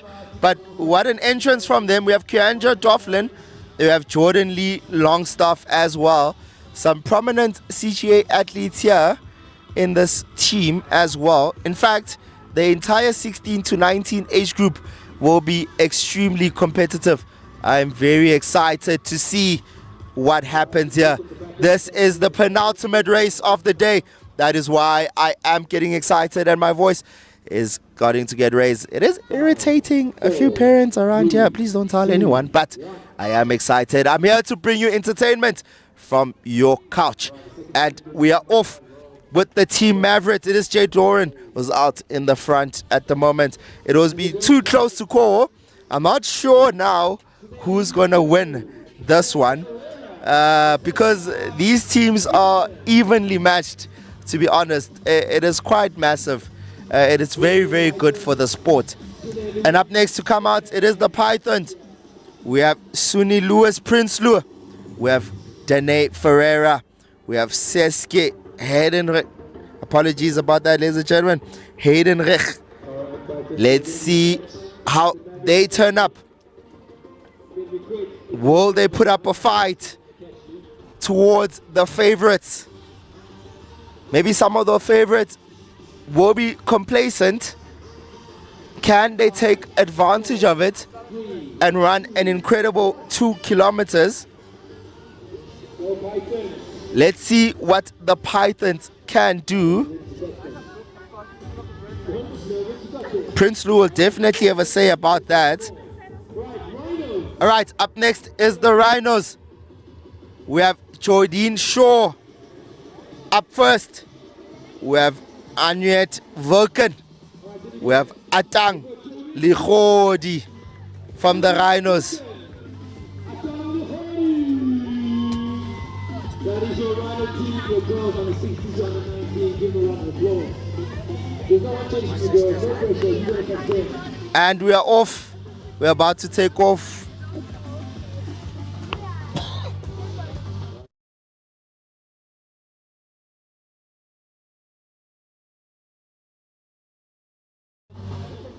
Five, 4, 3, 2, 1.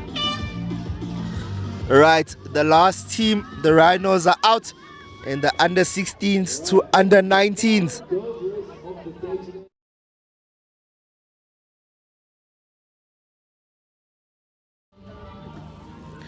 All right, let's see. Everyone is out on the course at the moment.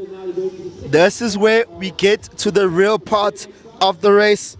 This is where we expect high-level tactical racing, serious speed, and mature race management.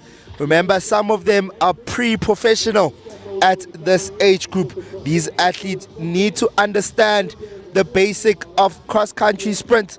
We have tactical surges. We have what we call drafting. Is what the coaches will call it. The coaches speak about drafting a lot in the cross-country world, but rhythm changes throughout the surges as well. You'll see as we go up and down the hills and the slopes, there will be a rhythmic change in their stride. As we saw there at the moment, as she hit that puddle, there was a rhythmic change in that young lady. So there's a lot of psychological pressure as well in this one, because it's taking a lot of toll on your body while the course is changing throughout, doesn't remain the same. This will be incredibly fast. Will it challenge the 7:23 from Chelsea van Dijk earlier? Will we get the fastest girl times here? We saw some clean, aggressive starts in this age group, a bit more controlled, and nobody giving away positions quite early. But it will be interesting to see what the overall times will be. How tactical can you be, really? Because the top cross-country runners, there's like probably one top-ranked cross-country runner per team, 2 at most, and you will not see your competitors until the final results come out. So that is the very difficult part, because you're just running against your team at that moment, and you'll find that there's different levels within the same team. So it's quite difficult to know where you are, so you're just running for time. So that's why this event is incredibly difficult. If you want to try this out, please make sure you head to the Champions League XC.co.za website. That is Champions League XC.co.za, just to find out how this event works. Get on there, see how it works. There's an option there to see how it works, and then you get to enter for next year, as we see our first finish from that young lady from the Stallions. It is Gemma Richel, who finishes ahead of her teammate. She has been a prominent runner or prominent athlete in the track and field world. We've seen her in national finals. Can she win this title come finals day in a few weeks' time? I'm excited to see that. But fantastic running from her in the Stallions. But there, look at that. It is Leandre Creel who passed 2 runners from the Stallions. It will be Leandre Creel who finishes probably with the fastest time. I don't want to guess so far, but she is a South African champion in the 3000. So will she be the Champions League champion as well? A talented athlete. She runs with the professionals as well. We've seen her challenging herself at the Simbina Classics, at the Ezekiel Invitationals, at national level as well. She's always there. The Eagles athletes have closed the stagger on the Stallion athletes, and they had a minute head start. That is fantastic to see, which means Leandro Kriel ran an incredible time because she caught up with 2 Stallion athletes even after they had a minute head start. I wonder what that time will be. I'm hoping it is a low 7 minutes, and I will share with you in due time. Thank you. It is windy now. It is getting incredibly windy right here in Benoni on the fields of Pinnacle College, Rynfield. And we see a sprint finish. It's all about the time. A sprint finish between the athletes from Eagles and the Kurus. These races, they can't be as tactical as the normal cross-country racing. No one commits early yet, but there is no way of knowing. So that is why you're seeing some athletes crawling, because they've been moving at a fast speed from start to finish. That is why it's called cross-country sprints. The strongest sprint cross-country athletes have the strength endurance and the speed endurance, excellent aerobic fitness, strong lactate tolerance, efficient biomechanics, and fast finishing speed, as we see there at the finish. Over short cross-country distances, the ability to accelerate late becomes really critical. So I'm sure the athletes who are finishing in a slower pace would want to improve on that during the latter stages of a cross-country sprint. There you go. That is how you want to finish a cross-country sprint race. You want to make sure that you don't finish it at a 5 minutes pace. You want to finish at around 3:20 or even a sub 3 as fast as you can, especially that last kilometer. When I watch back Leandro Kriel's race, I think she ran a negative split even. That last kilometer was faster than her first kilometer, which is incredible to see in cross country. These athletes right here will be proud of themselves. Fantastic running, excellent conditioning, and excellent movement from them. This is what training is about. This is what the Champions League cross-country sprint trials is about. If you are just joining us, you have missed an incredible morning of cross-country running. We've seen some elite running, most notably not so long ago Leandro Kriel, who has just finished. Gemma Rechal was excellent as well. She's always there in the finals. But you would want to see and you would want to know what your time is. That's what it's all about. You want to make sure that you do the best that you can. Right here with me, I have the winner of the girls under 15, Chelsea van Dijk. Just say hi to everyone and congratulations on your season. How do you feel? I feel good. It was a nice race and I enjoyed it. Fantastic. Good luck for the rest of the season. You've had fantastic. We've seen some incredible running from these athletes. I cannot wait to see what happens for the rest of the season. I am really excited. We are reaching the conclusion of the girls 16 to 19 age category. We're moving on to the boys now, and my energy levels are rising. The dopamine is rushing. Oh, I'm really excited. There's strong wind coming through as if it is related to the incredible finish to this fantastic event.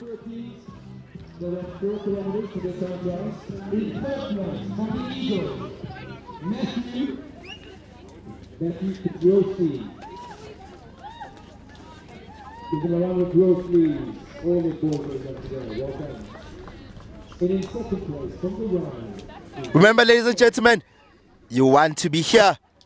If you are around and you are streaming, if you live close to Benoni, because you are about to reach the conclusion, please head over to Pinnacle College, Rynfield in Benoni. You will see some farms as you enter. Turn left, turn right, and then left. You will be greeted by a very friendly security guard there. But back on screen, back live, we have the results of the boys 14 and 15. The boys 14 results have just concluded. Up next, we will be doing the boys under 15 results. In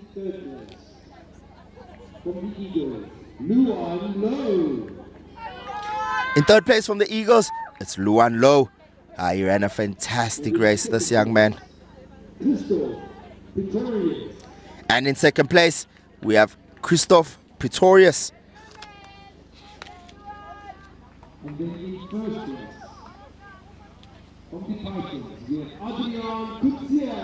And in first place from the Pythons, it is Adrian Kutsia. Fantastic athlete, fantastic running by this young man. A super talent, well-deserved ribbon. Take that home, young man. Go home and come back to the next one. I'm pretty sure that young man has a title to win comes finals day. All right, ladies and gentlemen, and up next we will have the boys 16 to 19. But right now, please make sure that you come to the open day at Pinnacle College, Rynfield. You can still apply now. Please go on their website, pinnaclecollege.co.za, 087 350 0090. That's 087 350 0090. Grade 0 to grade 12. Please make sure that you head over to Pinnacle College, Rynfield, and thank you to them for being with us. I will be taking a short break. Do not go anywhere because this event is reaching its conclusion. We are having our final event of the day. It is going to be incredibly fast. It will be ferocious. It will be speedy. I cannot wait for that explosiveness that is about to showcase right here on stream. Stay on stream. Pitch Vision on the website. I thank you.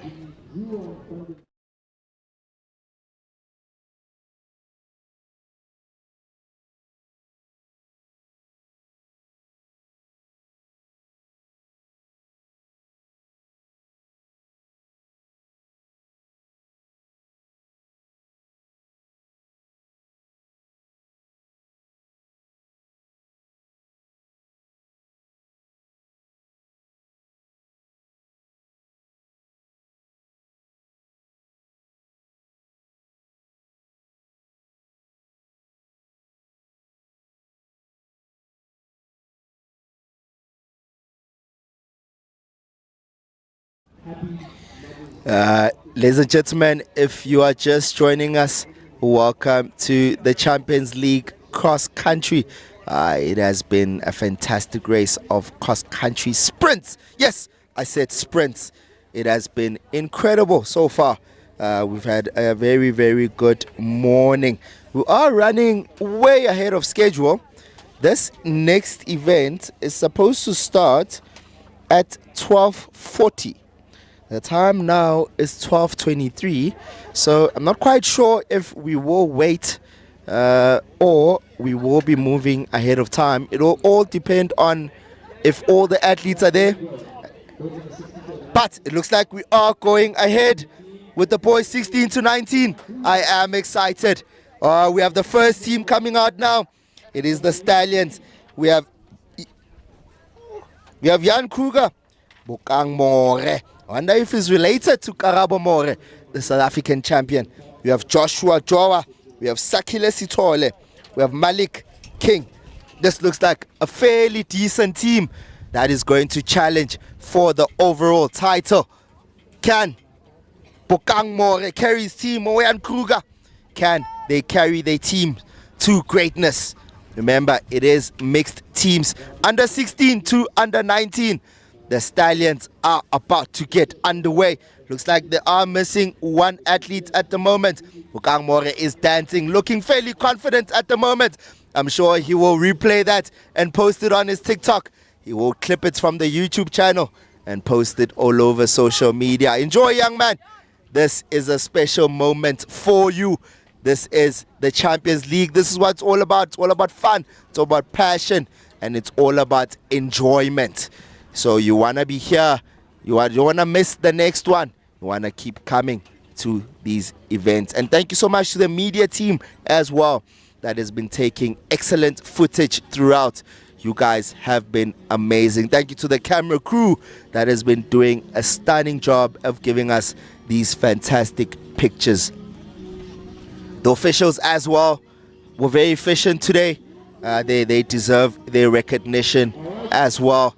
As we start with the boys 16 to 19, I'm very excited to see what this race will produce. We are missing two athletes rather. And we are off with the first team. The Stallions are out in the white and black.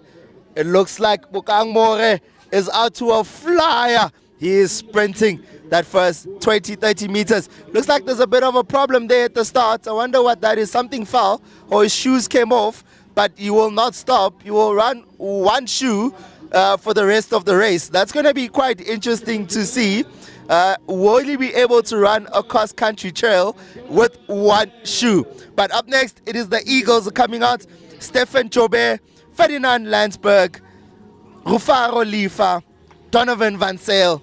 We are missing one athlete in this one as well, but they're not short on talent, definitely not. This is one of the teams to watch as well. I'm very excited for this under 16s to under 19s age group. I'm looking forward to the overall times that they will be running. And the Eagles are off. Will they catch up to the Stallions, who came out a minute earlier than them? In the next 40 seconds, we'll have the Kurus coming out. In the Kurus team, we have Keegan Merrifield, we have Tian Malan, we have Michael Becker, we have Gianluca Del Grosso, and Lo van der Lende. This is also a very, very good team. Some prominent names in that one as well. Watch out there for that Tian Milan and Michael Becker. They've been having fantastic track and field season. Lo van der Lende as well. His training currently, I forgot the name of his coach, but he's doing extremely well. Can he hit his stride? At least it's a full team this time. The team of 5 is out. The athletes are ready. In 4 seconds, they're about to come out. And the Kurus go. Can the Kurus spring back to the finish line quicker than the rest of the teams? And up next, we have the Mavericks.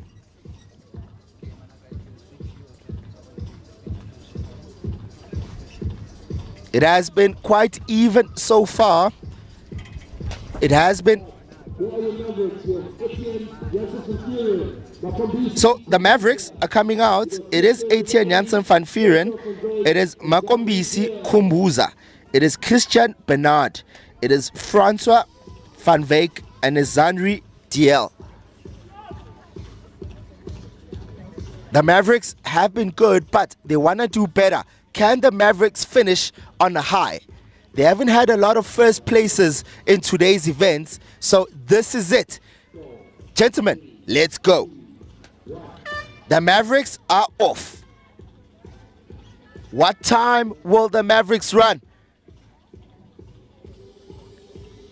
Remember, it is also individual times. They matter as well. So it's more than just teamwork. You also need to run for your time, but carry your team to victory. That's what it's about. Up next, it is the Pythons that we have coming out. We have Brody Lewis. What a name. We have Evan Steenkamp as well. We have Sanele Msimango. He's not here today at the moment. We also have Dian Bernard. We have Chris Deaga as well in the lineup. A fairly balanced team that will look to challenge for the medal spots. Let's see what this incredible Pythons team will run in 4 seconds time. And they are off other Pythons. Can they bite the rest of the lineup? It's all about time at the moment, gentlemen. There they hit their first 2 turns. This is where it starts to get tricky because the course is going up and down. And then on screen we're seeing the Kudus and the Eagles hit the bad puddle. This is where it's going to start to get tricky for them. But back on the start, we have the Rhinos coming out, the last team. We have Ruan van der Berg, Ethan Waldeck, Scott Williamson, Verno Pretorius, Timulo Mampeko. Oh, this is going to be good. All of them are here. All of them are ready to go. All of them want to fight for the title. This is what cross-country sprint is about. In 4 seconds, we're going to know who's going to come out the victor and earn those green socks when the awards come through. And now the elite junior athletes are all out at the moment. Everyone is on the field. Everything goes at the moment. This is what it's all about. This is what cross-country sprint is all about. This is what the Champions League is all about. I hope you can feel it from the couch, from your car, wherever you are streaming, from the laptops to the phones. This is what it's all about. The conclusion. This is where we expect high-level tactical racing, serious speed, and mature race management. These athletes will hit tactical surges from time to time, so you might start to see them moving faster. There is a lot of psychological pressure at the moment because you don't see where your competitors are, especially the ones who are competing for those medals. You want to have a clean, aggressive start. You want to come out at sub-max speed, but not too slow and not too fast either. So it will become tactical at every point. As we see on your screens, we have a banner that is falling. I hope it does not disturb the athletes too much. This is chess at high speed, ladies and gentlemen. The mud puddles are going to be distracting, but you have to push through. It is a big psychological battle. You have to keep going. This is where you don't stop. Trust that your excellent aerobic fitness will come through. The strong lactic tolerance will help you. You've been training. This is what you've been waiting for. And this is what you want. As we reach the first finisher from the Stallions, very efficient biomechanics from this young man. You'll see him coming on stream at any moment. Fast finishing, fantastic running from the young man. He finishes with a 7:13 unofficial time. Because short cross-country distances, the ability to accelerate late will be crucial. And here comes that young man who will probably be the winner of this whole thing. Rafael Lefa, Stephen Chobe from the Eagles. He passed 3 stallion athletes to finish. Oh, fantastic athlete.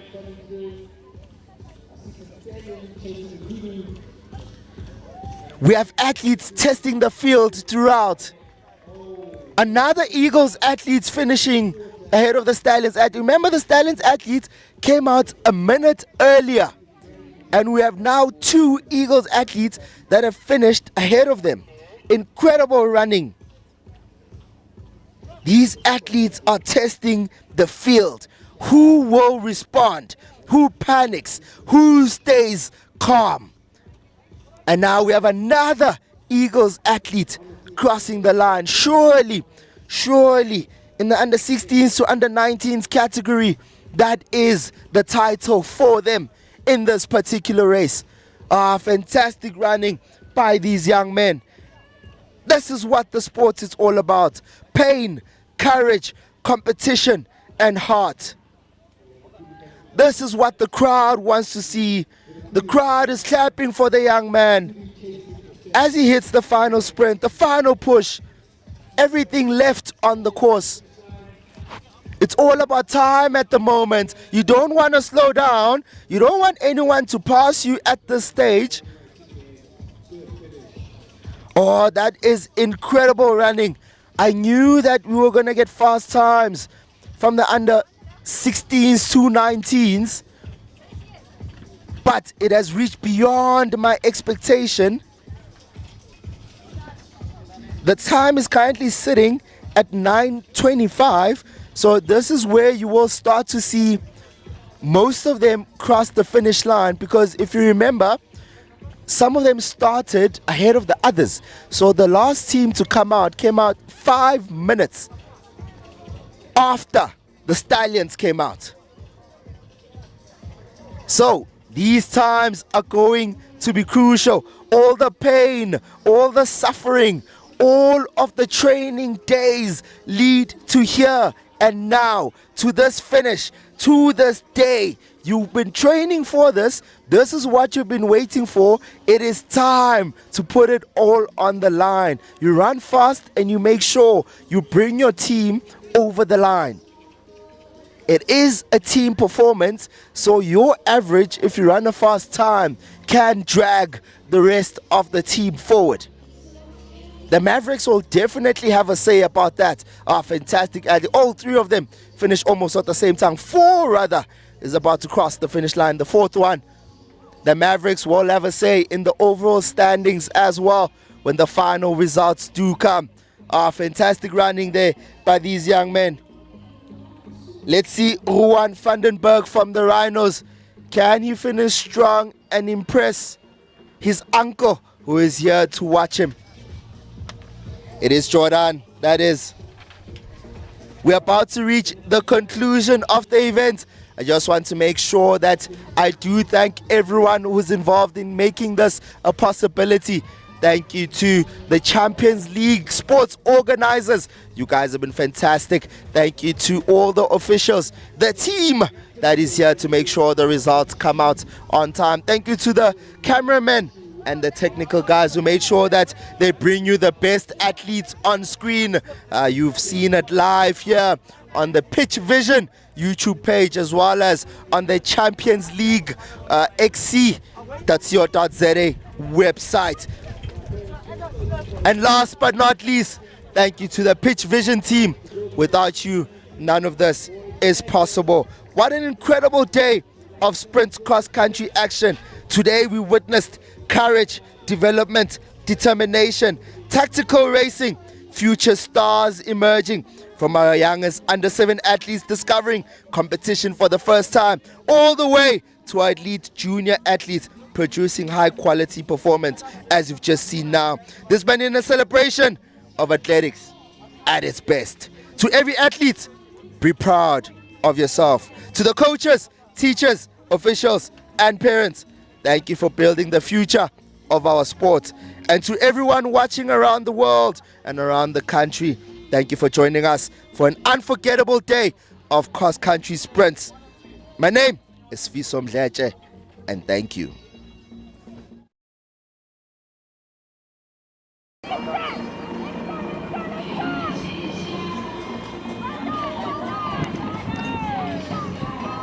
Thank you all for